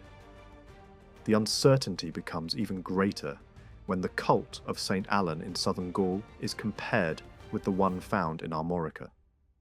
There too appears a Saint Alan, also described as a wandering bishop, also linked to preaching journeys, also surrounded by traditions that connect him to places far from his supposed home. Relics associated with him were preserved for centuries, and his feast day fell almost exactly beside that of the Alan-honoured farther south. This closeness in calendar memory is striking. It suggests that the two traditions may have sprung from a common source or from overlapping stories that drifted apart over time. Once these two Alan traditions are set beside one another, the number of possible explanations grows quickly. There may have been a single wandering bishop whose memory became divided between regions. There may have been two separate churchmen whose stories later merged. It is possible that the deeds later assigned to Alan actually belonged to Amand, or that Amand himself was known under another name in areas where Alan influence was especially strong. It is also possible that no historical Saint Alan ever existed at all, and that monks in the early Middle Ages shaped such a figure to preserve or elevate the prestige of communities, living in landscapes where Alan's settlement had once been important. That possibility should not be dismissed too quickly. In Armorica, during the 7th century, genealogies were being composed that emphasised Alan ancestry and magnified Alan prestige at exactly the moment when Alan groups were increasingly being absorbed into a larger, non-Alan population. In such a setting, the creation or reinforcement of a saintly figure named Alan would make cultural and political sense. Whether St. Alan was one man, two men, a transformed memory of another saint, or a pious invention, the endurance of these legends shows that Alan identity remained meaningful for a very long time. The stories themselves reveal that Alan influence in both southern Gaul and Armorica was strong enough to shape religious memory well into the medieval period. They may even point to continued contact, or at least shared imagination, between Alan communities far apart from one another. In Armorica, where traces of the Alan language seem to have survived into the 6th century, this influence did not disappear quickly. It can be sensed in military practice, in the cult built around St. Alan, in the naming of places, in genealogical traditions that gave Alan figures unusual prominence, in certain personal names, and in the continued survival of place names that preserved the memory of Alan's settlement. Yet the Alan contribution must be kept in proportion. It never completely remade Armorica. In the far west, Celtic traditions remained dominant. In the east, Roman habits and institutions retained considerable strength. The region was not transformed into something purely Alan. It became instead a place where several traditions met and mixed. That is what makes Armorica so important. It was not simply Celtic, not purely Roman, and certainly not untouched by other peoples. Germanic influence was present. Alan influence was present. The result was a world shaped by overlapping layers, rather than by a single cultural line. This kind of mixture is often easy to recognize in art, where different motifs can be placed side by side and absorbed into one style. It becomes harder to see when the evidence lies in something more elusive, such as personal names. Even there, the problem is revealing. Some names long treated as naturally Celtic may not be quite so simple.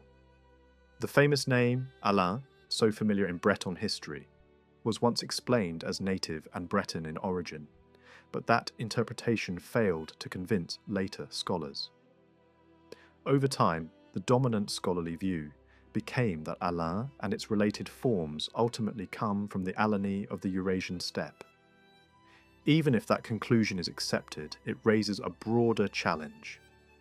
What should be done in regions where two different peoples living side by side both possessed words that could plausibly explain the same name? In Armorica, for example, many names contain the element cad. In Celtic usage, that root is associated with the idea of a warrior, but within the Indo-Iranian world, to which the Alan language belonged, a similar root could carry the meaning of noble or magnate. In a region where the Celtic population was much larger, most such names were probably Celtic in origin. Even so, statistics do not solve individual cases. A single name cannot automatically be assigned to one culture simply because one group was more numerous overall. This problem becomes clearer when looking at a figure such as Cadwon, a minor lord in central Armorica during the 6th century. Very little is known about him beyond his name, yet even that is enough to show how uncertain the usual assumptions can be. His name contains the cad element, and his social position as a local magnate fits well with the Alan sense of the word just as easily as it fits the Celtic one. That does not prove Alan ancestry, nor does it prove that his name came from Alan tradition. It simply shows that certainty is often claimed, where none really exists. If even personal names are less transparent than they first appear, then other areas of medieval culture may also deserve a second look. Stories, symbols, and literary themes long treated as wholly Celtic may, at least in part, have passed through an environment where Alan influence was still alive. That possibility becomes especially intriguing when attention turns to the Arthurian world. Arthur is one of the great figures of medieval legend, and Armorica became one of the main regions through which his stories travelled and grew. Most historians now accept that there was probably a gifted military leader in Britain around the year 500 who helped slow the advance of the Saxons for a time. Fragments of memory about such a man seem to have circulated in Wales, Cornwall and Armorica during the early Middle Ages. But the fully developed Arthurian legend came much later. Before the 12th century, there are scattered traces, isolated episodes, and suggestive details, yet not enough to prove that a rich and unified Arthurian cycle already existed in complete form. The later writers gathered older material, reshaped it, and added to it. That means the traditions surrounding Arthur were formed over a long time in regions where cultural influence was constantly crossing boundaries. Since Alan influence in Armorica was still important during the period when early Arthurian material was taking shape, the possibility of some Alan contribution cannot simply be dismissed. Arthur's sword provides one of the most interesting examples. In later literature, it becomes one of the defining symbols of his power. Heroic swords are common across medieval tradition, so there is nothing unusual in that by itself. Yet the deeper meanings attached to Arthur's weapon are more revealing. In one tradition, the sword comes from the other world. In another, it becomes the sign that only the rightful ruler can govern. Again and again, the sword is more than a weapon. It is a visible guarantee of power, a sacred object tied to kingship, war, and destiny. That combination has a very wide history, but it also fits remarkably well with beliefs known from the peoples of the Eurasian steppe. Among those peoples, the sword could stand as a sign of divine favour, military supremacy, and political right all at once. The theme was not abstract. It appears clearly in accounts of Attila, who believed that possession of a sacred sword marked him out for rule and victory. The weapon was not merely a military tool. It was a revelation of authority. For the Alans, the sword carried equally powerful meaning. Their war god was represented by a naked sword fixed in the ground.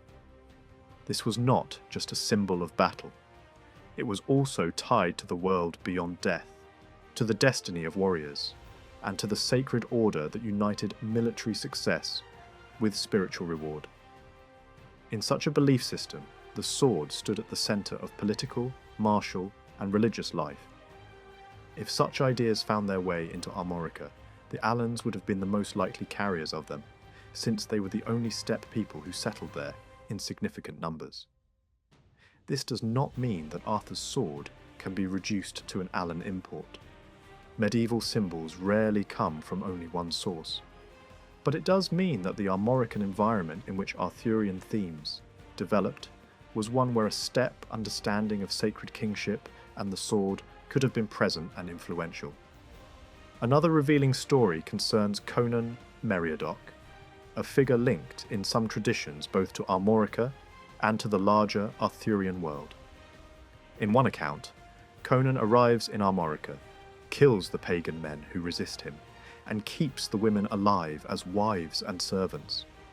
What makes the story extraordinary is what happens next.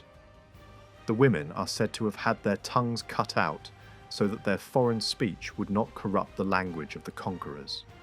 This detail is shocking, but more importantly, it is unusual. It does not fit comfortably into the normal patterns of Western medieval storytelling. Because of that, it may preserve the distant memory of a real encounter, however distorted by legend. One possible interpretation is that a Celtic war leader entered an Alan-controlled region in the late 5th century, destroyed the men who resisted him, and brutally suppressed the language of the surviving women in order to erase the speech of an alien population. Another possibility is that the event originally involved Christian victims, but later tradition turned them into pagans to make the conqueror seem less monstrous. Either way, the story may preserve a symbolic memory of Celtic domination over an older Alan layer in Armorica. Even if not literally true, it expresses the violence of cultural replacement in a form legend could preserve. This possibility matters because early Arthurian tradition contains two very different images of Arthur. In one, he is the great Christian hero later celebrated in high medieval literature. In the other, he is unstable, rebellious, morally compromised, and often in conflict with saints and churchmen. In this darker tradition, Arthur is less a perfect king than a dangerous ruler, who must be corrected, humbled, or defeated. He behaves with arrogance, covets what is not his, shows irreverence toward holy places, and is repeatedly brought low by spiritual authority. Such portrayals appear in several early saintly narratives. In one, he misuses a sacred object and is thwarted by supernatural force. In another, he attempts to seize a holy man's cloak and is punished until he repents. Elsewhere, he is condemned for greed, lust, and contempt for sanctuary. In another story, he is openly called a rebellious king and is forced into penitence. This is not the shining Arthur of later romance. It is a troubling and at times almost anti-heroic figure. Many scholars have explained this darker Arthur as simply the standard literary type of the stubborn ruler who resists a saint and is finally humbled. A useful contrast that allows the holiness of the saint to shine more brightly. That explanation certainly has force. The same pattern appears in many saintly narratives, and real early medieval rulers often behaved harshly enough to fit it well. Yet, it is still worth asking whether some part of this tradition may have grown from the memory of a specific type of ruler active in Armorica during the 5th century. If Arthur was historical, or even if he was a composite figure built from several memories, the world in which his legend formed included powerful non-Roman and non-Celtic elements. That context should not be ignored. One of the most striking clues comes from the figure of Saint Germanus of Auxerre, one of the best-known churchmen of the 5th century. He travelled to Britain, became celebrated for both sanctity and leadership, and was remembered not only as a holy man but as a leader in war. The similarity between descriptions of Germanus as a military leader and later descriptions of Arthur has often attracted attention. But even more significant is a famous encounter preserved in the life of Germanus, where he confronts an Alan leader in Armorica. In that scene, the Alan ruler is portrayed as fierce, greedy, and dangerous, marching with mounted warriors to punish a rebellious region. Germanus intercepts him, addresses him through an interpreter, rebukes him, seizes his horse by the bridle, and brings both the rider and the army to a halt. The violent energy of the campaign is suspended. The proud warlord is overcome not by battle, but by the moral authority of the saint. He descends from his horse, abandons his arrogance, and yields. When the Alans still lived as nomads across the steppes of Central Asia and southern Russia, leadership was not reserved for a closed, hereditary caste. Any man who proved himself in war could rise. Skill in battle, experience in command, and the respect of other fighting men were what mattered most. That kind of society was shaped by movement, danger, and constant readiness. A leader had to be followed because he was worth following.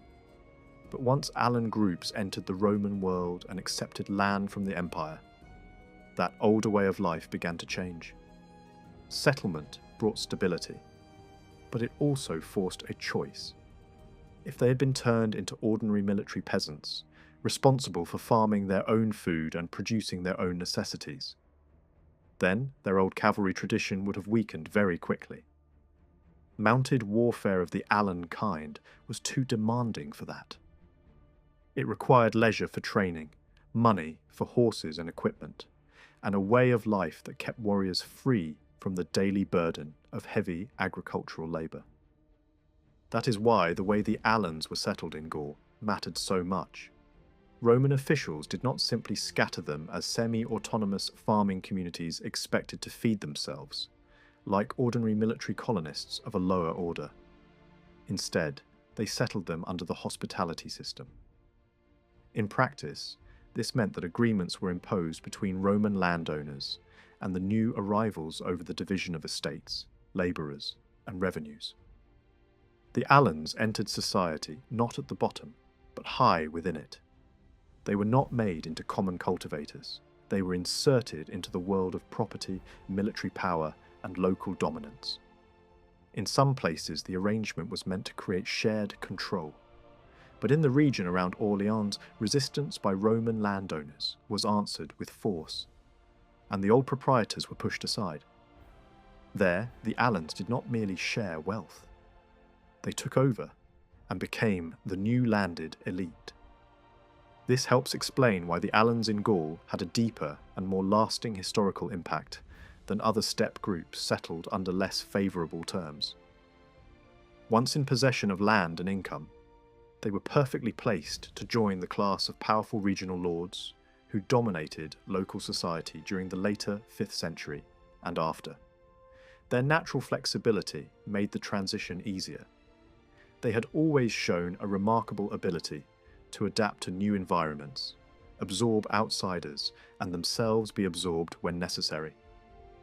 In the West, that trait became one of their greatest strengths. It allowed them to preserve status even while their older tribal identity gradually faded. A bishop in Le Mans could bear the name Alanus. A generation later, Breton noble families could produce counts named Alan. These were not empty survivals. They show Alan names moving upward into the social and political life of post-Roman Europe. Other examples point in the same direction. Men of Alan origin, or men shaped strongly by Alan influence, appear in positions of significance across the Western kingdoms. Some served Gothic rulers. Some rose in the church. Some held local power under Merovingian kings. The documentary evidence is limited, but what survives is revealing. In the Le Mans region, an extremely wealthy landholder named Alanus appears in the early 7th century. After the death of his son in a riding accident, he gave his estates to the local church. Elsewhere, another prominent man named Asper appears as a landowner of note. In Normandy, a family of considerable age carried a surname that seems to preserve an Alan connection deep into the Middle Ages. These traces are scattered, but they all point in one direction. The Alans did not simply vanish into the peasantry. In many places, they rose or remained within the upper layers of society. This social position also helps explain another kind of survival, one less political, but just as telling. Medieval aristocratic culture placed enormous value on mounted hunting. The chase was not merely a pastime. It was a display of status, skill, discipline, and noble style. For the Alans, this world would have felt familiar. In their nomadic past, hunting on horseback had already been a major part of life, not just for sport, but for survival and training. In the forests and estates of Western Europe, that older practice could continue in a new form. The quarry changed, the landscape changed, the social meaning grew more aristocratic. But the mounted chase remained a natural part of Alan inheritance. They were likely as comfortable hunting stag and wolf in the west as their ancestors had been tracking game on the steppe. Along with that hunting culture came one of the most famous and curious survivals of all, the Alan dog. Medieval writers knew this breed well. It was a powerful hunting dog, prized for strength, speed, and the ability to bring down dangerous game. Later, tradition even linked its origins to the lands of the Caucasus, from which it supposedly followed the fierce and warlike Alans westward. Whether every detail of that story is exact matters less than the reputation itself. The Alan dog became famous across medieval Europe. It was admired enough to acquire heraldic value, and in one Spanish town its memory survived on the coat of arms in the form of 2 Alan dogs. Medieval authors also praised the best breeders of the line, and among the places associated with its excellence was Milan, a city lying in the midst of old Alan settlement zones in northern Italy. Once again, the pattern is familiar. An Alan military and aristocratic presence becomes difficult to isolate as a people, yet leaves behind very specific cultural marks that continue to be remembered. In this sense, Alan history in the West can be read in 2 completely different ways. By one measure, it is a remarkable success. The Alans entered the Roman world as foreign-mounted warriors, and, in several regions, managed to settle, rise, and integrate into the developing society of the early Middle Ages. They influenced military tactics, especially cavalry methods. They helped shape aristocratic habits. Their names survived in noble families, saints, bishops, and local traditions. Their presence touched art, law, politics, and even hunting culture. This is not the history of a people who were simply destroyed. It is the history of a people who adapted so well that much of their legacy became woven into the fabric of Western Europe. And yet, by another measure, it is also a story of disappearance. The Alans founded no long-lasting Western kingdom that carried their name into later centuries. Their power at Constantinople ended in blood. Their role in North Africa vanished with the destruction of the Vandal kingdom. In Gaul and Italy, where they had perhaps their most lasting success, they survived by blending in. Their gift for assimilation, which again and again protected them and gave them opportunity, was also the force that dissolved them as a clearly separate people. They lived on most successfully where they stopped standing apart. In that sense, the very quality that ensured their endurance also brought about their disappearance. That paradox lies at the centre of their Western story. The Alans were strong enough to leave marks on military practice, aristocratic life, naming traditions, religious history, and local memory. But they were also adaptable enough to surrender the rigid boundaries of tribal identity. They became bishops, counts, settlers, cavalry leaders, landowners, and saints. They entered Roman systems, Gothic courts, Frankish politics, and Breton society. Over time, the name of the people faded, but its traces remained embedded in institutions, habits, and landscapes that no longer looked Alan on the surface. Even today, one small and rather unflattering echo of that old memory survives in France. In Normandy, there lingers an expression used of a harsh or violent man, calling him Alan in spirit. It is not a compliment.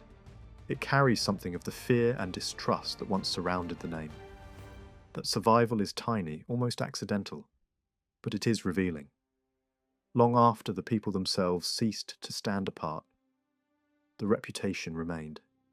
In that phrase, as in forgotten place names, in noble lineages, in cavalry customs, and in the vanished memory of the Alan hound, the Western Alans still endure. They are no longer visible as a separate nation. But they are not gone. They survive as one of those buried forces that helped shape the world that came after Rome.